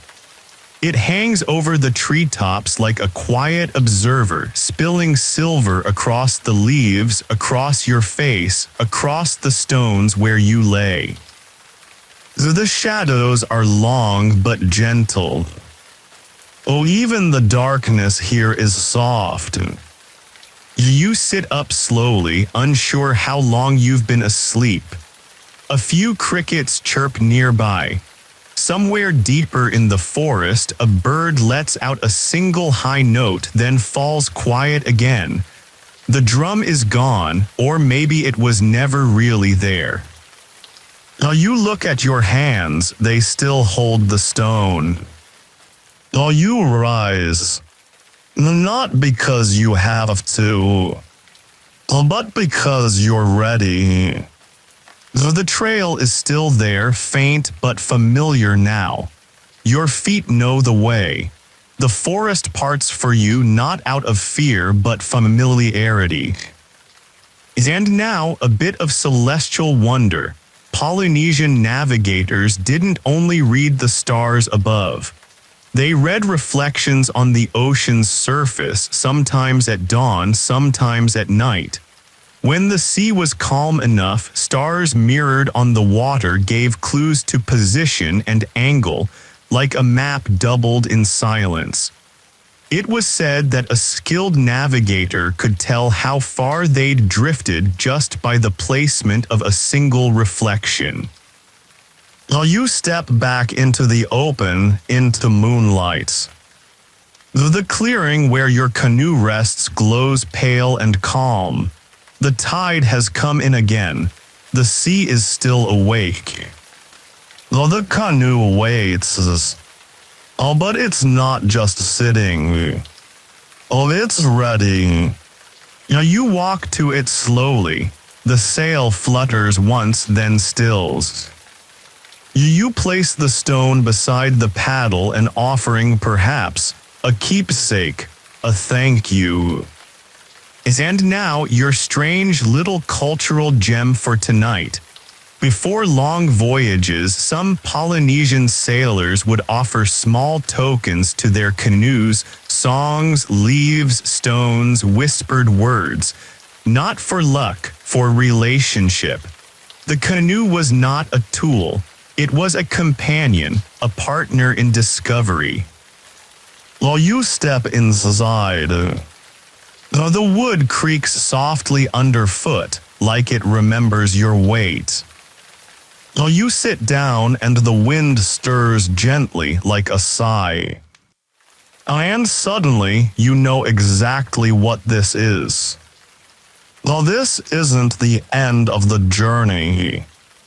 It's the beginning of the next. Historians still try to chart the full map of Polynesian exploration. They argue over dates, routes, DNA strands, radiocarbon layers. But here's what they all agree on: the scope, the skill, the courage. It was unmatched. The Pacific was not a barrier. It was a bridge, a vast starlit road. And now you are on it. Again. Now you lift the sail. The canoe catches the wind. And just like that, now you sail onward. Into the night. Into the stars. And into the old, wide. The sea welcomes you back like it never let you go. It doesn't ask where you've been. It doesn't demand a reason. It simply opens, smooth and shimmering, and lets your canoe slip once more into its cradle. You are no longer arriving. You are voyaging again. The moon, full and watching, glides above you like a guide who doesn't need to speak. Its silver light spills across the sail, the wood, your face. Every ripple you cut through gleams like liquid silk. Behind you, the island fades into shadow, not disappearing, just dimming into the quiet corner of your memory where meaningful places live. You adjust your weight in the canoe. The hull responds with a familiar tilt. The sail billows softly. You feel the wind's subtle instructions, just enough pressure to point you east-northeast, or maybe southeast. You aren't sure, but the boat is. And so it was the sea. Tonight's historical anchor. Polynesian navigators often relied on the concept of a mental system of reference points using imagined positions of islands relative to the stars and swells. You didn't track your own movement, you tracked how these imagined markers shifted around you. It's navigation turned inside out. A kind of moving meditation in which you remain still and the world flows around you. You let your mind drift into that same space now. You stay centered and let everything else, waves, stars, wind, thoughts, move in slow orbit. Somewhere behind you, a soft splash. A dolphin maybe, or a large fish. You don't turn to look, you don't need to. The canoe is quiet except for the soft creaking of its rope lashings, the way water hisses as it parts, the sigh of the wind weaving through the sail. Everything has found its rhythm again. And so have you. Now here's an obscure detail for the dreamier parts of your brain. Some navigators trained by sleeping on the canoe in shallow water, memorizing the subtle rhythms of nighttime currents. They would lie awake for hours, eyes closed, skin tuned to the movement of water beneath them. It was said that a true wayfinder could tell the presence of another canoe a mile away not by sight or sound, but by how the waves changed shape. While you lie back on the mat again. The sky has rotated. Your old steering star is now overhead, replaced by a new one rising ahead. The constellations don't rush. They don't blink. They simply shift with purpose, like the slow hands of a celestial clock. While the navigator is there again. He hasn't spoken yet. You're not sure he ever will. But tonight he begins to hum, not a chant this time, but something closer to a lullaby. It's the sound of sails and islands and warm rain hitting banana leaves. It's the sound of stories too old to tell in daylight. You don't recognize the tunes. But your heart does. Historians still debate how much of wayfinding is spiritual. Was it really all swells and stars? Or was something more intuitive at work, ancestral memory, perhaps, deep listening, dreaming with one's body? You shift under your blanket. The canoe rocks slightly, and the water whispers something you almost catch. Then you fall into a sleep, so deep it feels like the sea itself has drawn the blanket up to your chin. And the stars keep sailing above you, while you're dreaming again. But it's not the surreal, chaotic dream of modern sleep. It's linear, clear, structured somehow, like a journey within a journey. In your dream, you're standing in a long house. The beams are made of driftwood, worn smooth by time and touch. The floor is stone, cool beneath your bare feet. Woven mats cover the walls, top a cloth again, painted with constellations, wave patterns, canoe shapes, birds in flight. Each symbol pulses faintly, as though it remembers being spoken aloud. A sapphire burns low in the center, the smoke curling up through a hole in the roof where a square of night sky peeks through. Stars above, glowing embers below. The same language repeated in flame and light. People sit around the fire, figures whose faces shift gently as you try to look. They are ancestors, not ghosts. You know them even if you can't name them. They are quiet but not silent. They hum the same lullaby the navigator sang. And one of them speaks. The voice is slow, worn like stone smoothed by rain. You are never truly lost, the ancestor says, eyes gleaming like moonlit water. You are simply between islands. You nod, you don't know why, but it feels true. You blink and the dream shifts again. Now you're under the stars once more, aboard the canoe, but your hands are on the ropes.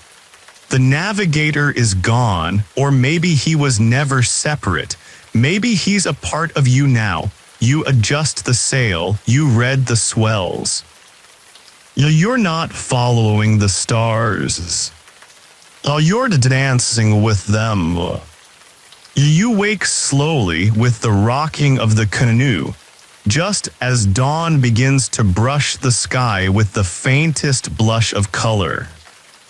A pale peach horizon, a gentle breeze. You sit up, Though the ocean stretches ahead, still infinite, still serene. Oh, but something has changed. You feels capable, not confident exactly, but aware, tethered to something ancient and strong. You know which direction to go, you don't know how, but you do. Now here's a beautiful little historical truth. In the training of navigators, a ritual initiation would often include a final voyage led in silence. No instructions, no corrections. The teacher would observe and the student would sail. If they reached the island, they were initiated. If not, well, try again next time. Now you imagine your own silent test. And then looking to the east, you see it. As a small dark line across the horizon, the shape of another island. No, not one you left, and not one you knew, but one that waits. And the stars, they nod in approval. Now you adjust the sail. Now you feel the swell tilt under your hull. And you whisper something into the wind. Not a prayer, just a greeting.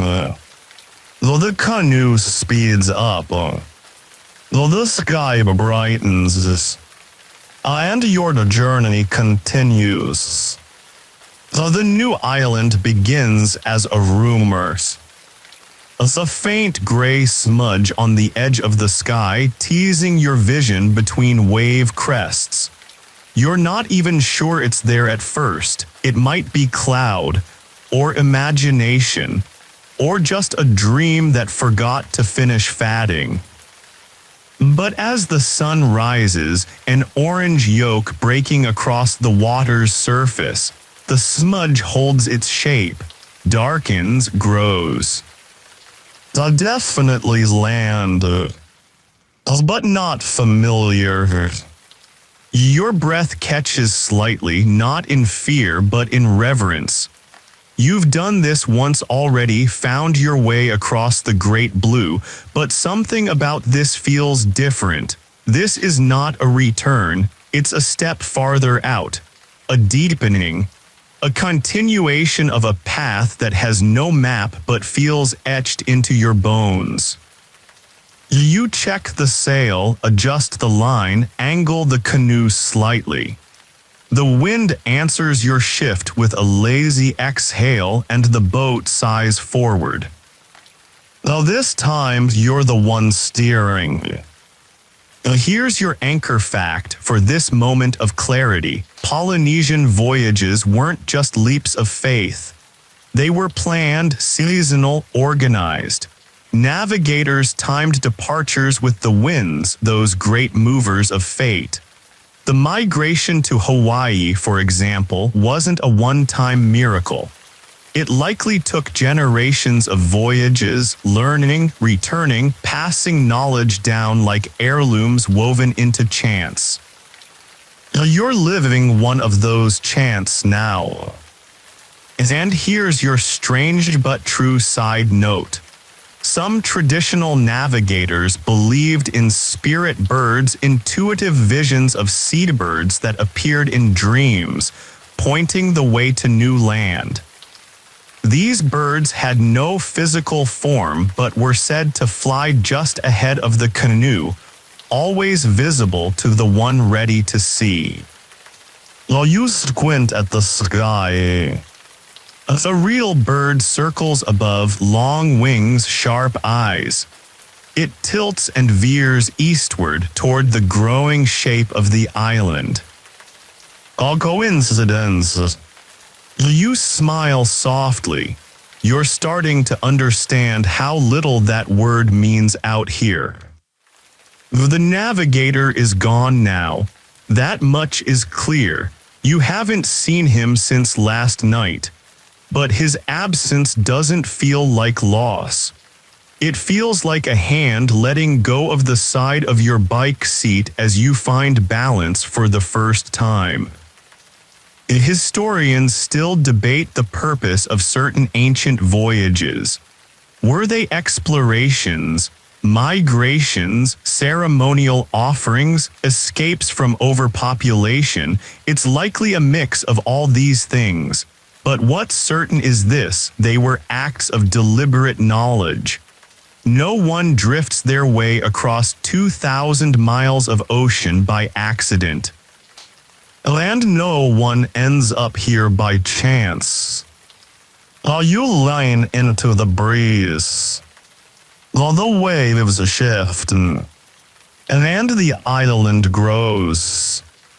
You arrive just before noon. The sun is high, casting short shadows and long thoughts. The island rises in front of you, not dramatically, not like a volcanic spire or a cliff-wrapped fortress. It's subtle, layered in green, wrapped in a faint haze of salt and heat. There's no village on the shoreline. No fires, no drums. Just a quiet crescent of sand and a row of trees beyond it, swaying lazily like they're in no hurry to introduce themselves. You guide the canoe into the shallows. It glides over the reef with barely a whisper. You ground the hull gently, slide over the side, and step into warm, ankle-deep water. The sand is soft and pale beneath your feet. It gives slightly, like it remembers being. You take a few steps forward, then stop. Then wait. Because this moment matters. In many Polynesian traditions, landfall wasn't immediate. It was ceremonial. The first to step ashore might carry a branch, a token of peace. Sometimes a chant was sung, an offering made. You don't have a branch, but you have presence, breath, intention. You bow your head slightly. The wind stirs. The trees seem to nod. And so you walk. Slowly, reverently up the beach, across the invisible line where sea becomes land, where journey becomes arrival. And then you pause again. Because ahead of you, barely visible in the trees, is a path. Of course there is. No signs, no markers. But it's there, flattened earth, the slight parting of underbrush, the natural invitation of a forest that has seen this moment before. You follow. Though the air is thicker here, fragrant with green things and heat. Your shirt clings to your back, your hair damp with sweat and salt, but your steps are light, confident. The land doesn't resist you. And then you find them. Stone figures. Scattered in a clearing, half overgrown, half exposed.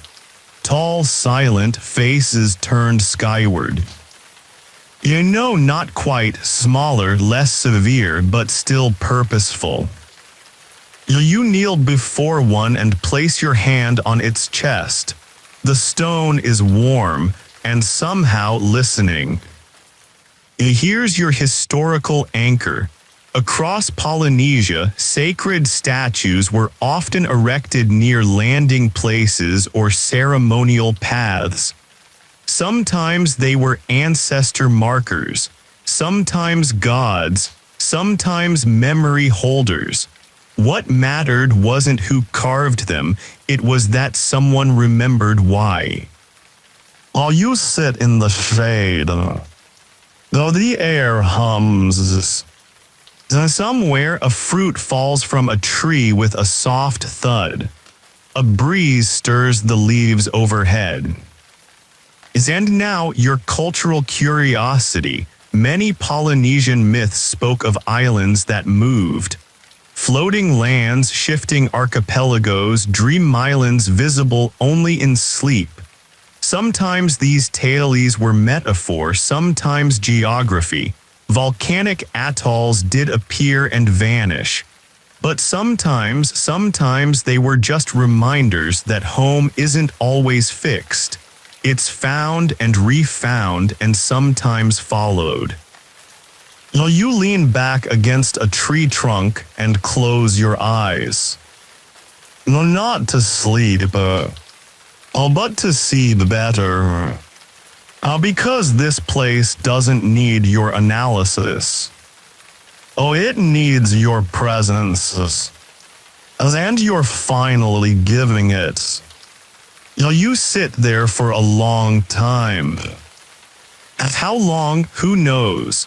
The sun has shifted, higher now, or maybe just warmer, pressing gently on your shoulders like the hand of a grandparent who doesn't need words to say you're doing fine.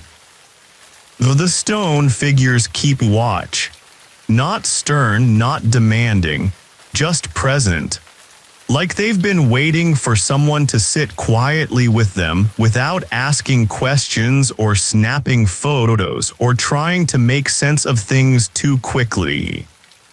You shift your weight, stretch your legs, lean your head against the tree. The bark is dry, textured, and smells faintly of smoke and old sap. This is the kind of silence that feels earned. You look around the clearing more closely. The statues, maybe a dozen of them, form a rough semicircle. Some are still standing. Others have tipped, half swallowed by earth and moss. One has a tree root growing over its shoulder like an arm, as if the forest itself has decided to join the gathering. Here's your historical moment to tuck into your thoughts. Stonework and sculpted figures were part of many Polynesian societies, especially those that settled on high volcanic islands with access to quarrying stone. While Easter Islands are the most famous, similar figures, smaller, less exaggerated, appear in other island groups. In some places, they were believed to house ancestral spirits. In others, they were guardians of sacred spaces. Either way, they weren't decoration. They were memory made visible. You reach out and place your palm gently on one of the fallen figures. It doesn't react. But you do. A slow shift in your chest. A softening, like a door opening, not loudly, but just wide enough to let the breeze through. While you sit with that feeling, here's your delightfully weird cultural tidbit. On some islands, it was believed that if you spoke aloud near a sacred stone and listened very carefully to the sound of your own voice reflecting back, you could hear advice from the ancestors. Not in words necessarily, but in shape, in feeling. The way a memory sometimes offers itself not as a sentence but as a pull behind the ribs. You look at the stone again. It's cracked down the middle, vines crawling along its base. But there's something undeniably dignified about it. While you speak softly, I'm listening. No voice responds. But the leaves rustle. A bird calls once. And then the wind shifts direction ever so slightly. Historians still wrestle with how these sites were used. Were they temples, graves, observatories, sites of initiation? No one agrees completely. But all the theories circle the same idea, that here people came to connect with gods, with each other, with memory, with the island itself. Now you stand slowly, brushing dirt from your palms. The path continues behind the statues. A narrow one, barely a track, curling around the base of the hill. Now you follow it. Not because you know where it leads, but because you trust it now. The trail narrows, then opens again into a place you didn't expect. The gardens, or what used to be one. It's overgrown, quiet, and humble. But the arrangement is unmistakable: rows of now wild taro, the skeleton of a low stone terrace, broken calabash gourds, and the remnants of woven baskets half swallowed by soil. Someone once lived here, or many someones. And they grew things, shared meals, sat in the sun and laughed, and probably argued about coconuts as people do. You step between the rows, careful not to disturb anything. The air is thick with, and the faint scent of fruit too ripe to last much longer. A cluster of red bananas dangles nearby, split open by birds, dripping nectar onto the ground. You crouch down and pick up a stone tool, a simple blade, sharp on one side, worn smooth where it was held. You turn it in your hand, feeling the curve of someone else's grip. Someone who cut taro with this, or opened breadfruit, or carved the soft bark for tapa cloths. And here's your historical moment to chew on gently. Early Polynesian settlements were often sustainable ecosystems, planned with deep understanding of the land and sea. They created taro ponds engineered with stone walls and water channels, and dryland gardens layered for soil preservation. They fished with tide-synced rituals, harvested with calendars written in stars and flowers. Sustainability wasn't a trend. It was survival and art. Now you touch the edge of the tool. It's still sharp enough to slice if you needed it to. Now here's your cultural curiosity for the evening. In some communities, tools like this weren't simply passed down, they were named. Like family members.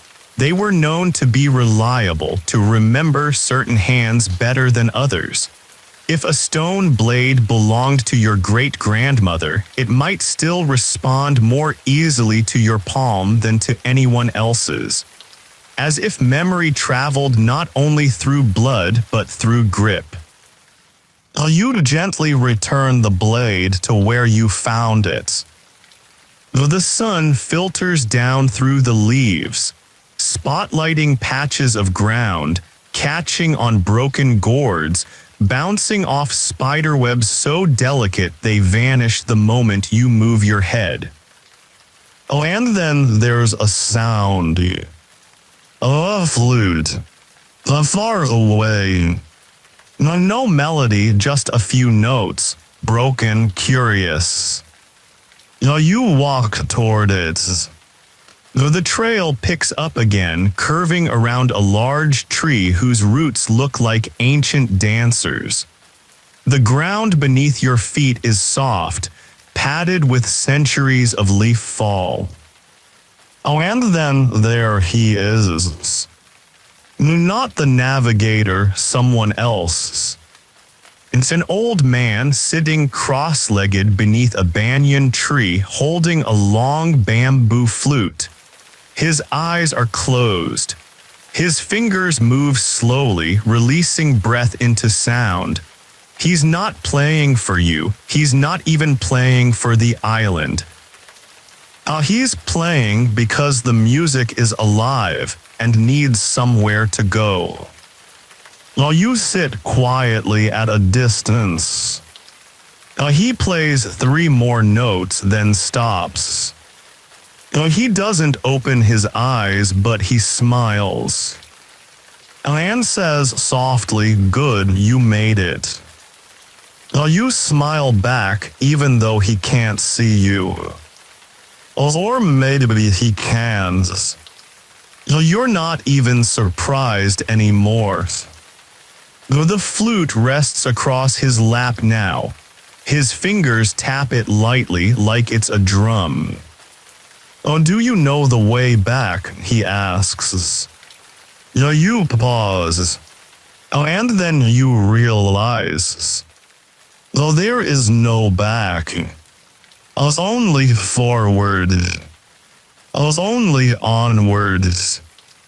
He nods again as if you spoke aloud. And behind you, the path fades gently into mist. The old man doesn't ask you to stay. But he doesn't need to. The silence between you is an invitation, a kind of shared resting place for people who understand that not every arrival requires a welcome speech.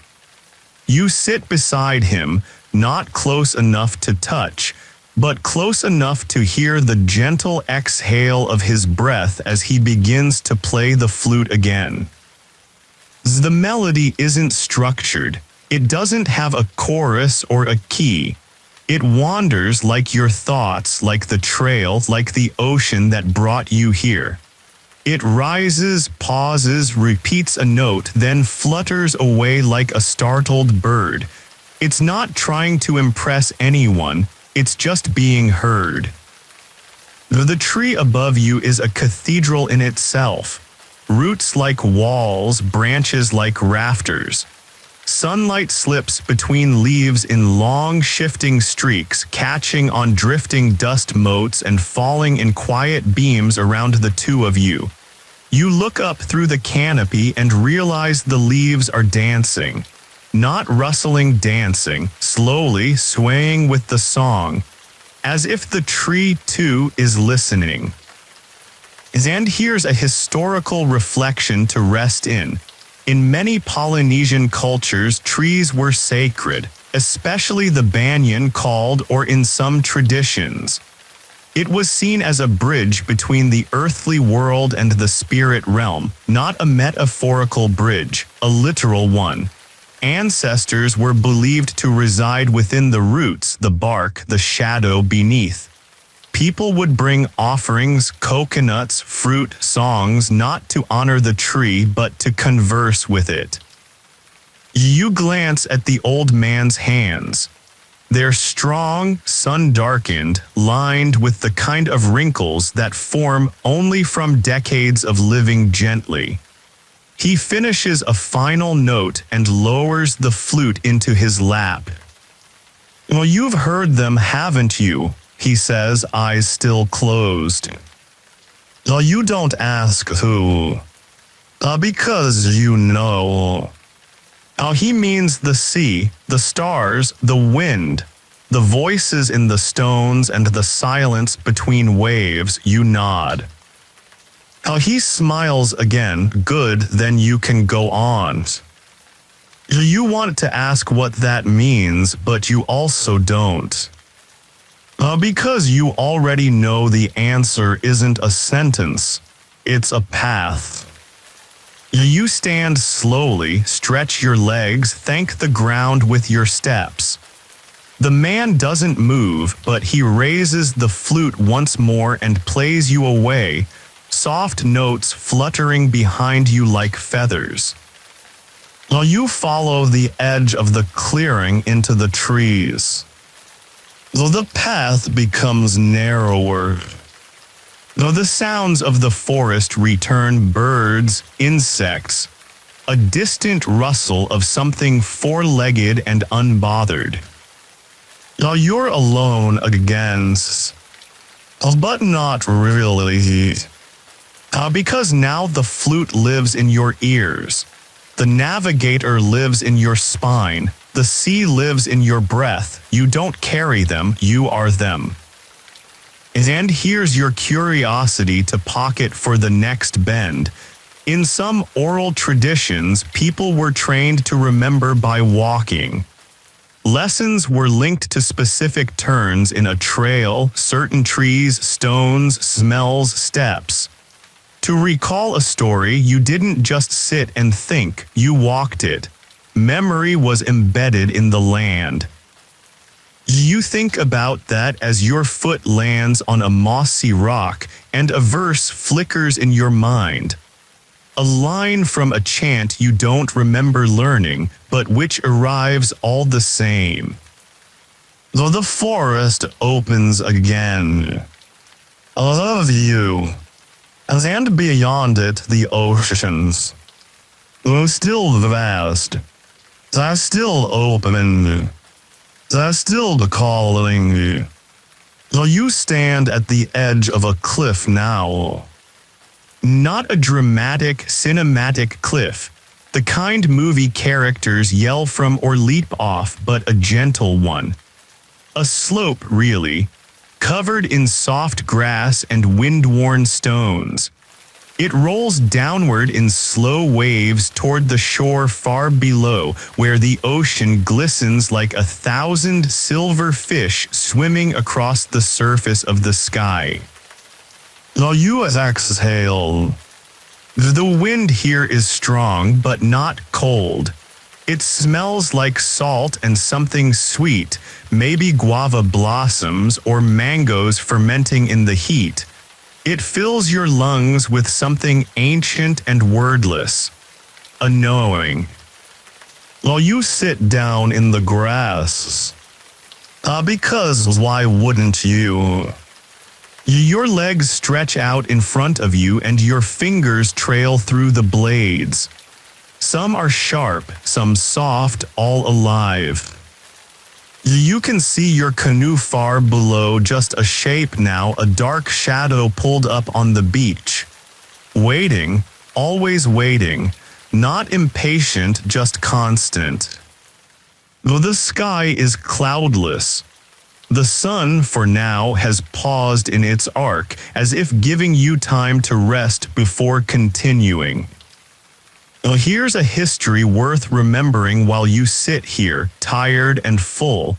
Polynesian cosmology often didn't distinguish between sea and sky.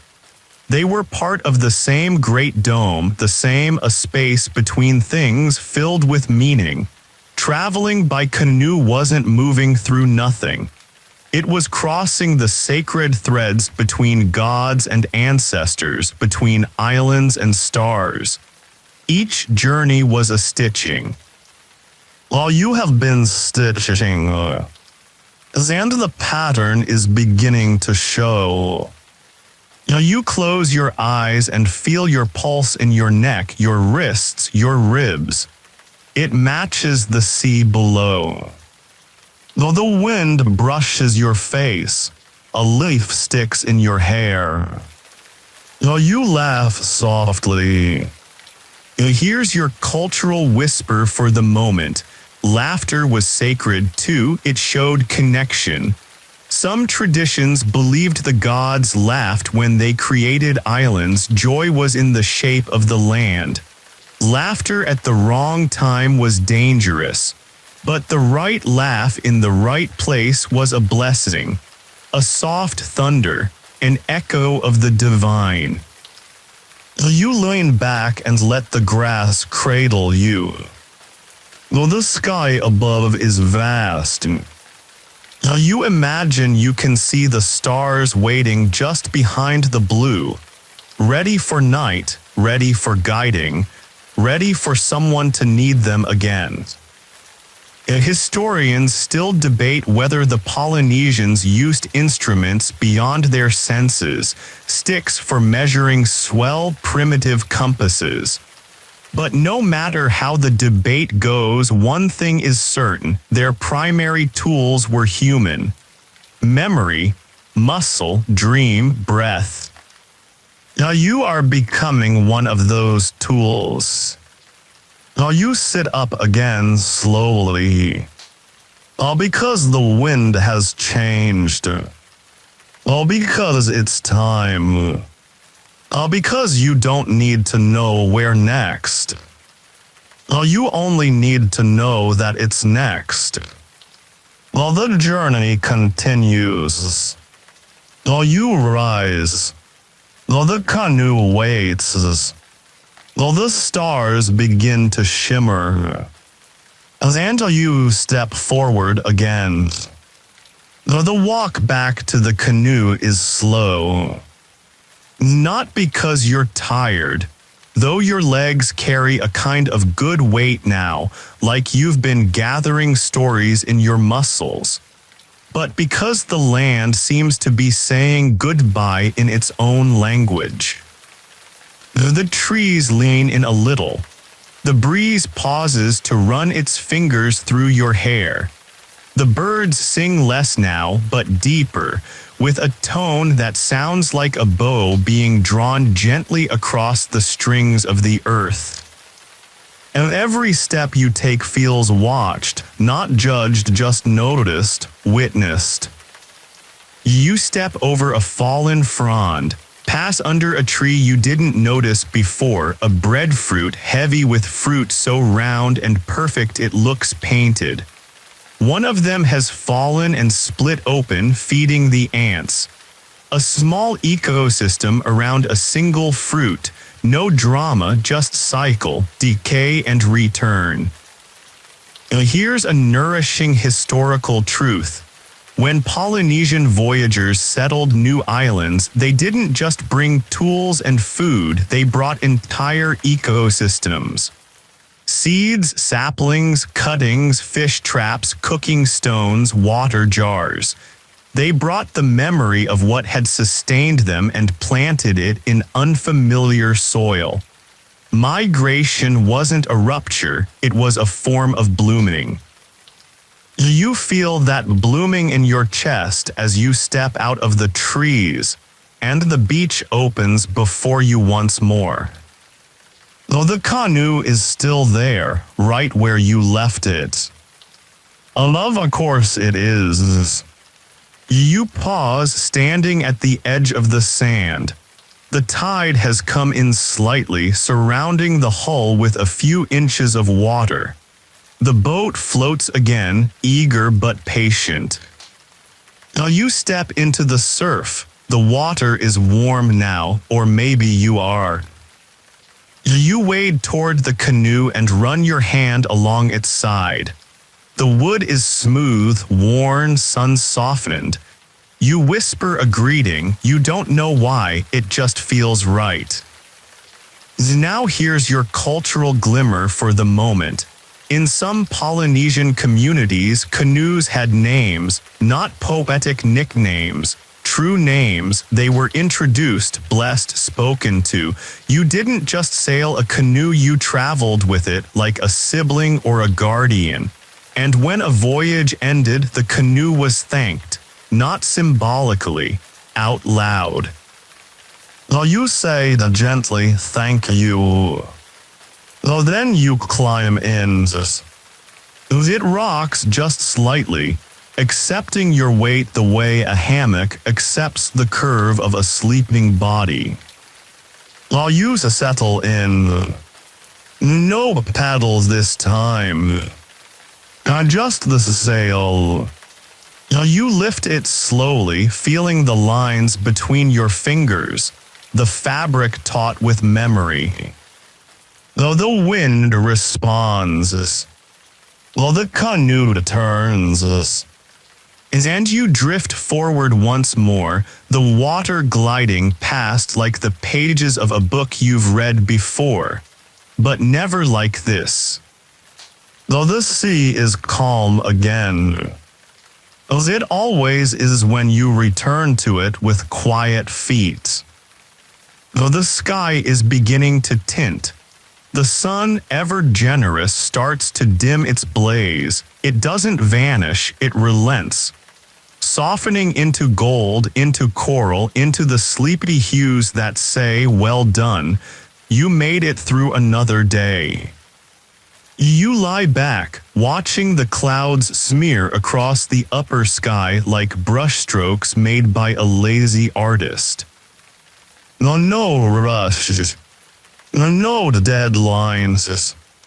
The stars are waiting in the wings, patient as always.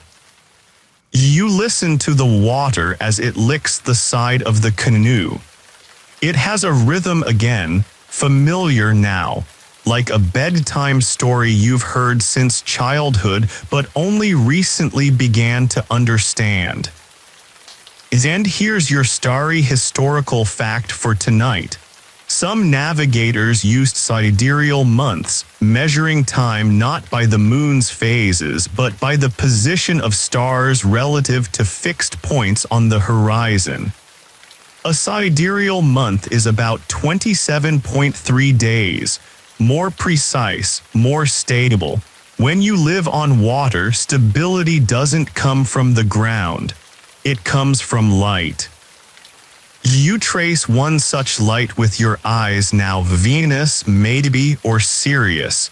You don't know its modern name, but you know it in your bones. It's the one that told you to go, and the one that will guide you wherever you end up. You close your eyes and for a moment you can still feel the island you just left. The grass, the flute, the old man's smile. You can feel the heat of the breadfruit tree. The stone figures watching. The softness of the under your back. And then gently you let it all go.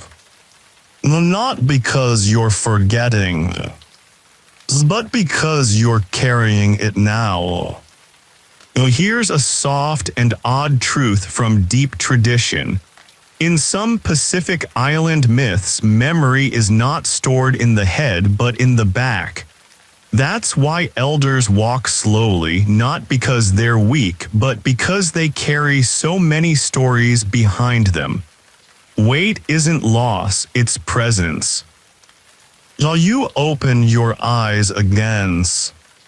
The canoe rocks gently.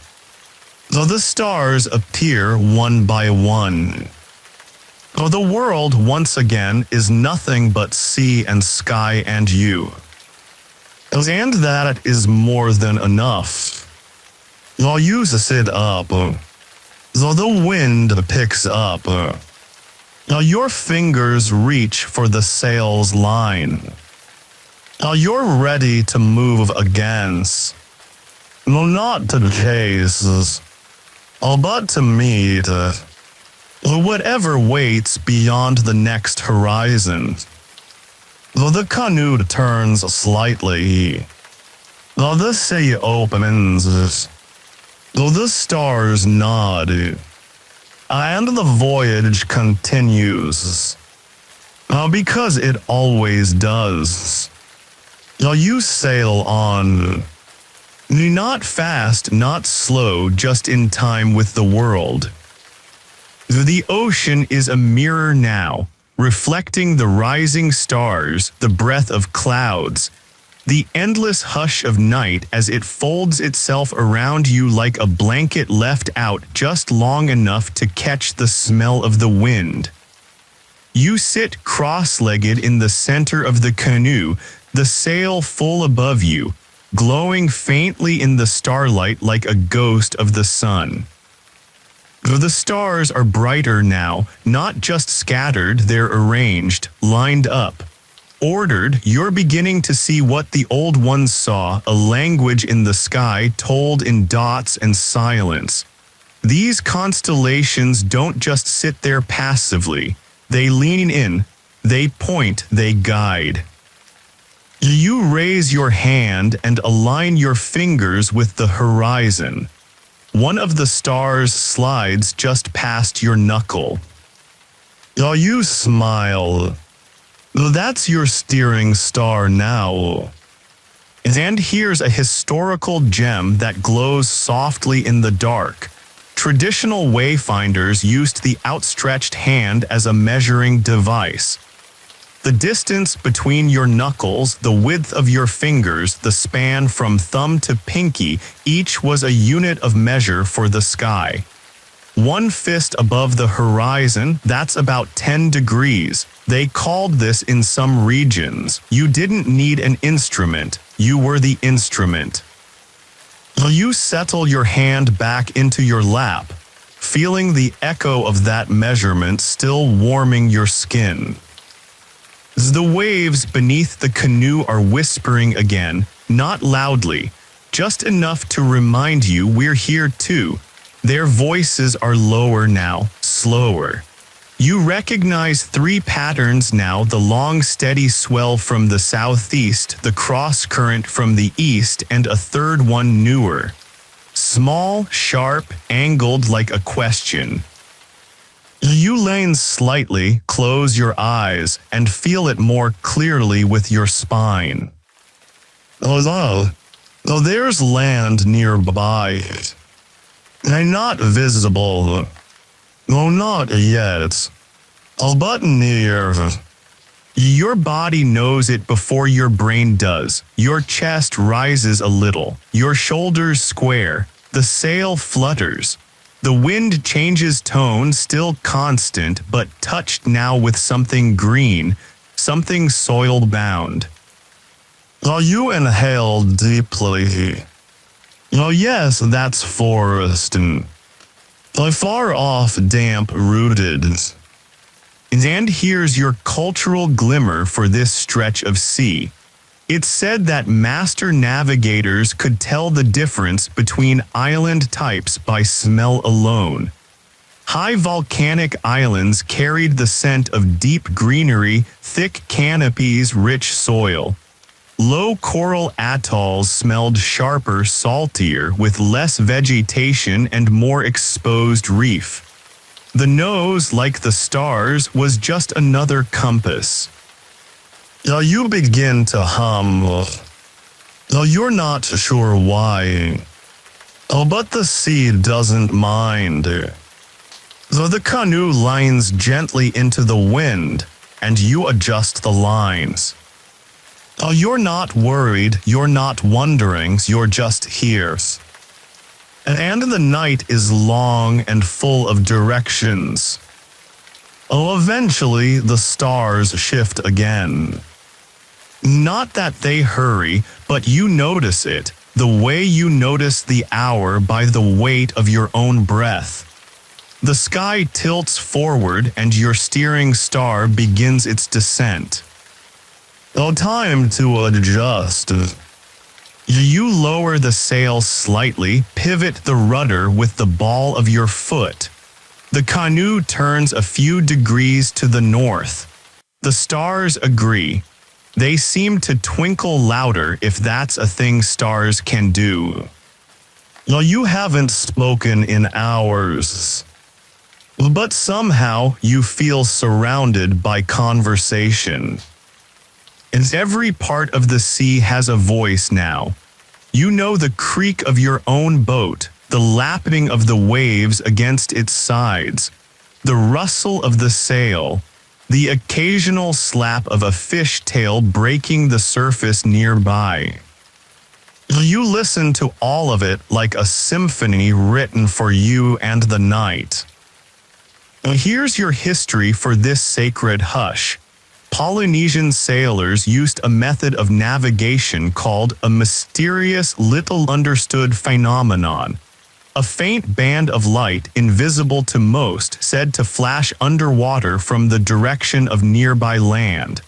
Some navigators claimed they could see this light streaming from islands dozens of miles away, like a lighthouse made not of flame but of ancestral signal.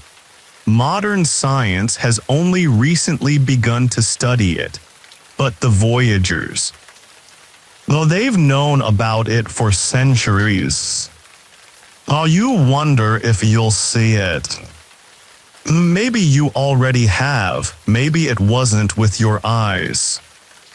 The wind softens again, the sail loosens, flutters once, then rests. You adjust just slightly.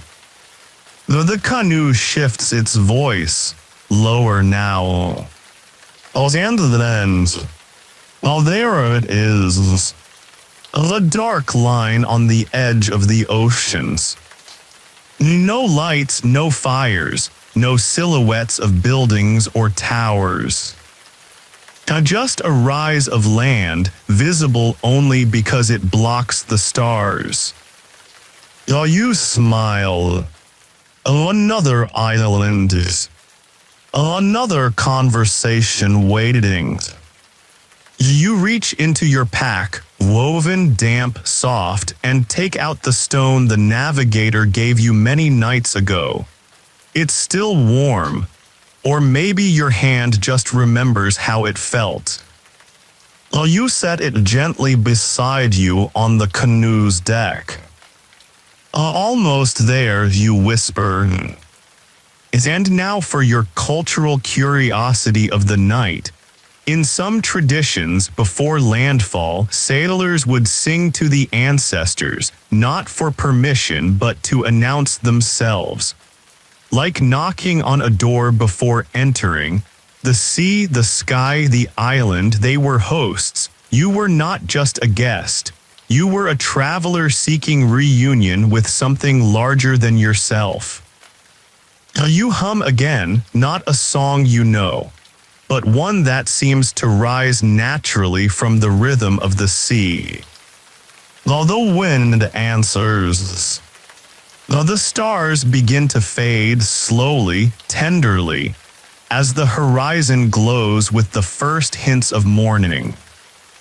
The land draws nearer. You feel it now, in your knees, in your chest, in the way the canoe lifts a little on a new kind of wave, sharper, reflecting back from shore.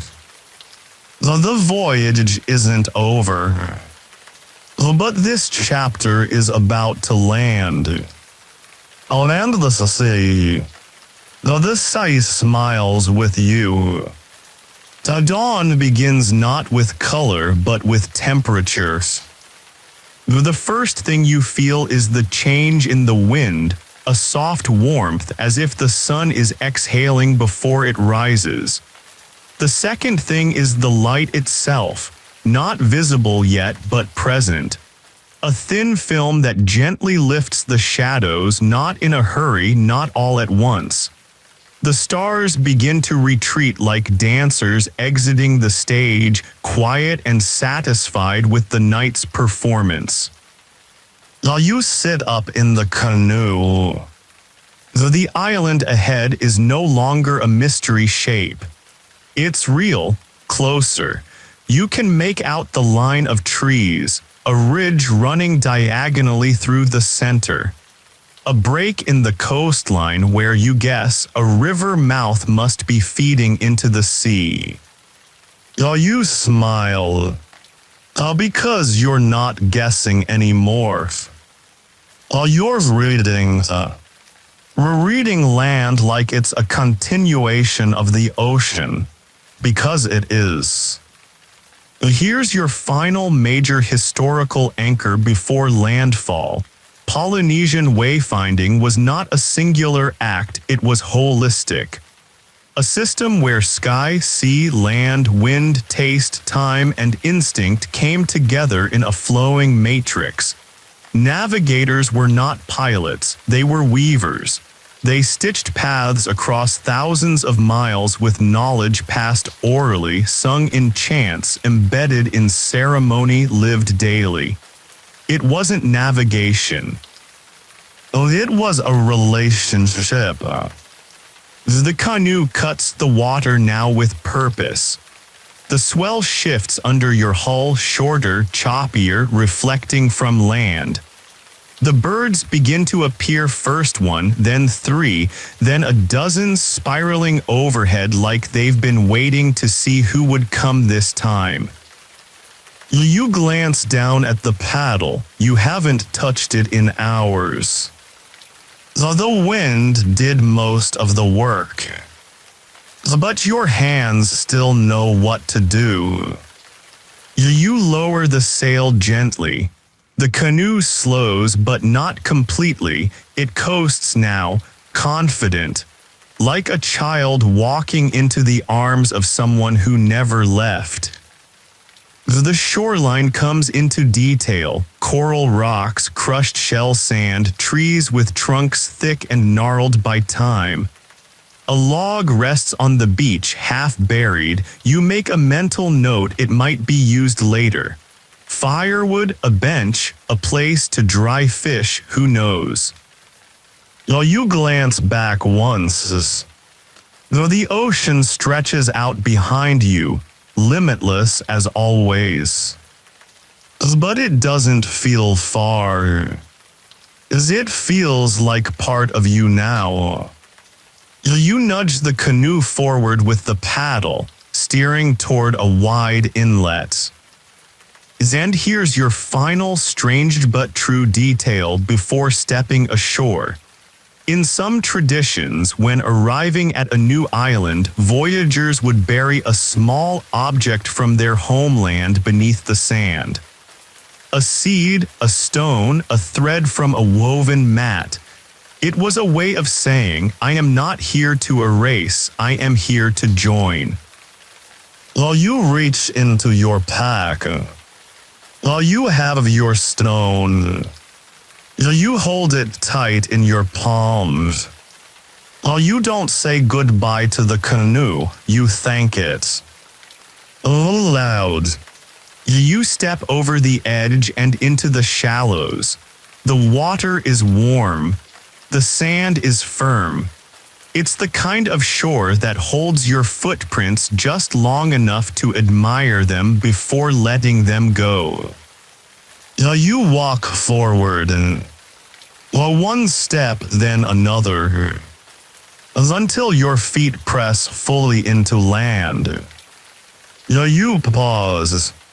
The wind passes behind you like a ribbon being unspooled. You look up. The sun crests the horizon, soft golden, a quiet fire blooming in the sky. And you say aloud, though no one is around to hear, I'm home, even if you've never been here before. Because the ocean doesn't carry you to familiar places. It carries you to true ones. You stand on the shore as the sky opens into day. It's quiet but not silent. A warm kind of quiet, like the hush of a room just after a laugh. The birds begin their rounds, fluttering between trees and skimming the low-tide pools. Crabs peek out from holes they pretended not to dig. A distant splash suggests that a reef fish was just reminded it can fly, sort of. You sit on a rock just above the tide line. The canoe bobs gently in the shallow water behind you, a shadow of motion now at rest. You feel rested too. Not the kind of rest that comes from sleep, but the deeper kind. The one that arrives when something inside you stops searching. You pull out the stone again. It's warm, it always is, but now it feels fuller, as if it absorbed something during the journey. You dig a small hole in the sand beside your foot and place the stone inside gently. You cover it again. You press your hand over it. And then you let it go. Here's your final piece of cultural wonder before the voyage ends. Polynesians believed that land had a spirit mana, and that we too carried mana. To exchange mana with a place was not symbolic. It was a real act, a gift, a bond, not just of presence but of intention. You gave your stone, and the island has accepted it. Now you watch the world wake. A tree rustles as wind moves through its branches in slow spirals. A heron lands in the water near you, stands still, and watches you with one golden eye. You don't look away. While you nod at the herons, it nods back. Or at least you pretend it does. While the sun continues its climb, the warmth touches your skin, then your chest, then your closed eyes. If historians still study the great Polynesian migration, trying to solve it like a riddle, what tools did they use? What evidence can we carbon date? But they often miss something quieter, more foundational. So the people went because the stars told them to. Because the ocean whispered there's more. Because they believed that movement was sacred.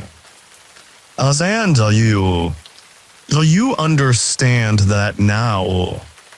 You don't know what island this is. But you know it's yours. And you know that eventually the canoe will be needed again. But not today.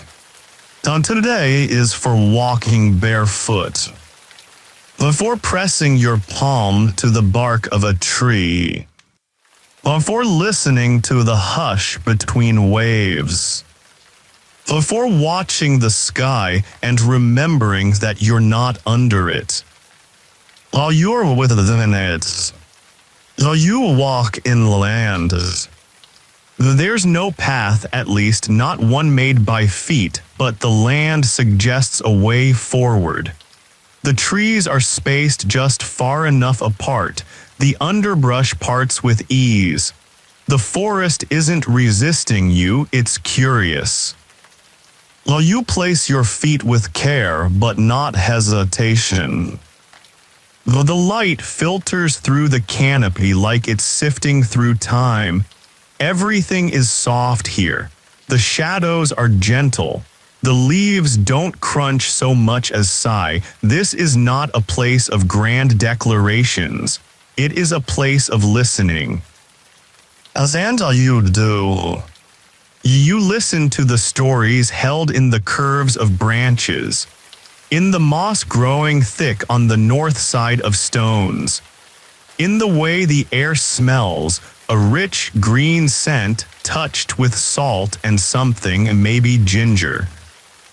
You pause beside a large tree, its trunk wide enough to hide a family behind. A vine has coiled around it like an embrace. The bark is marked with tiny divots, claw marks from some creature long gone. You rest your palm against the wood. You don't say anything. You just let it know you're here. Here's one final whisper of ancient fact for your inner voyager.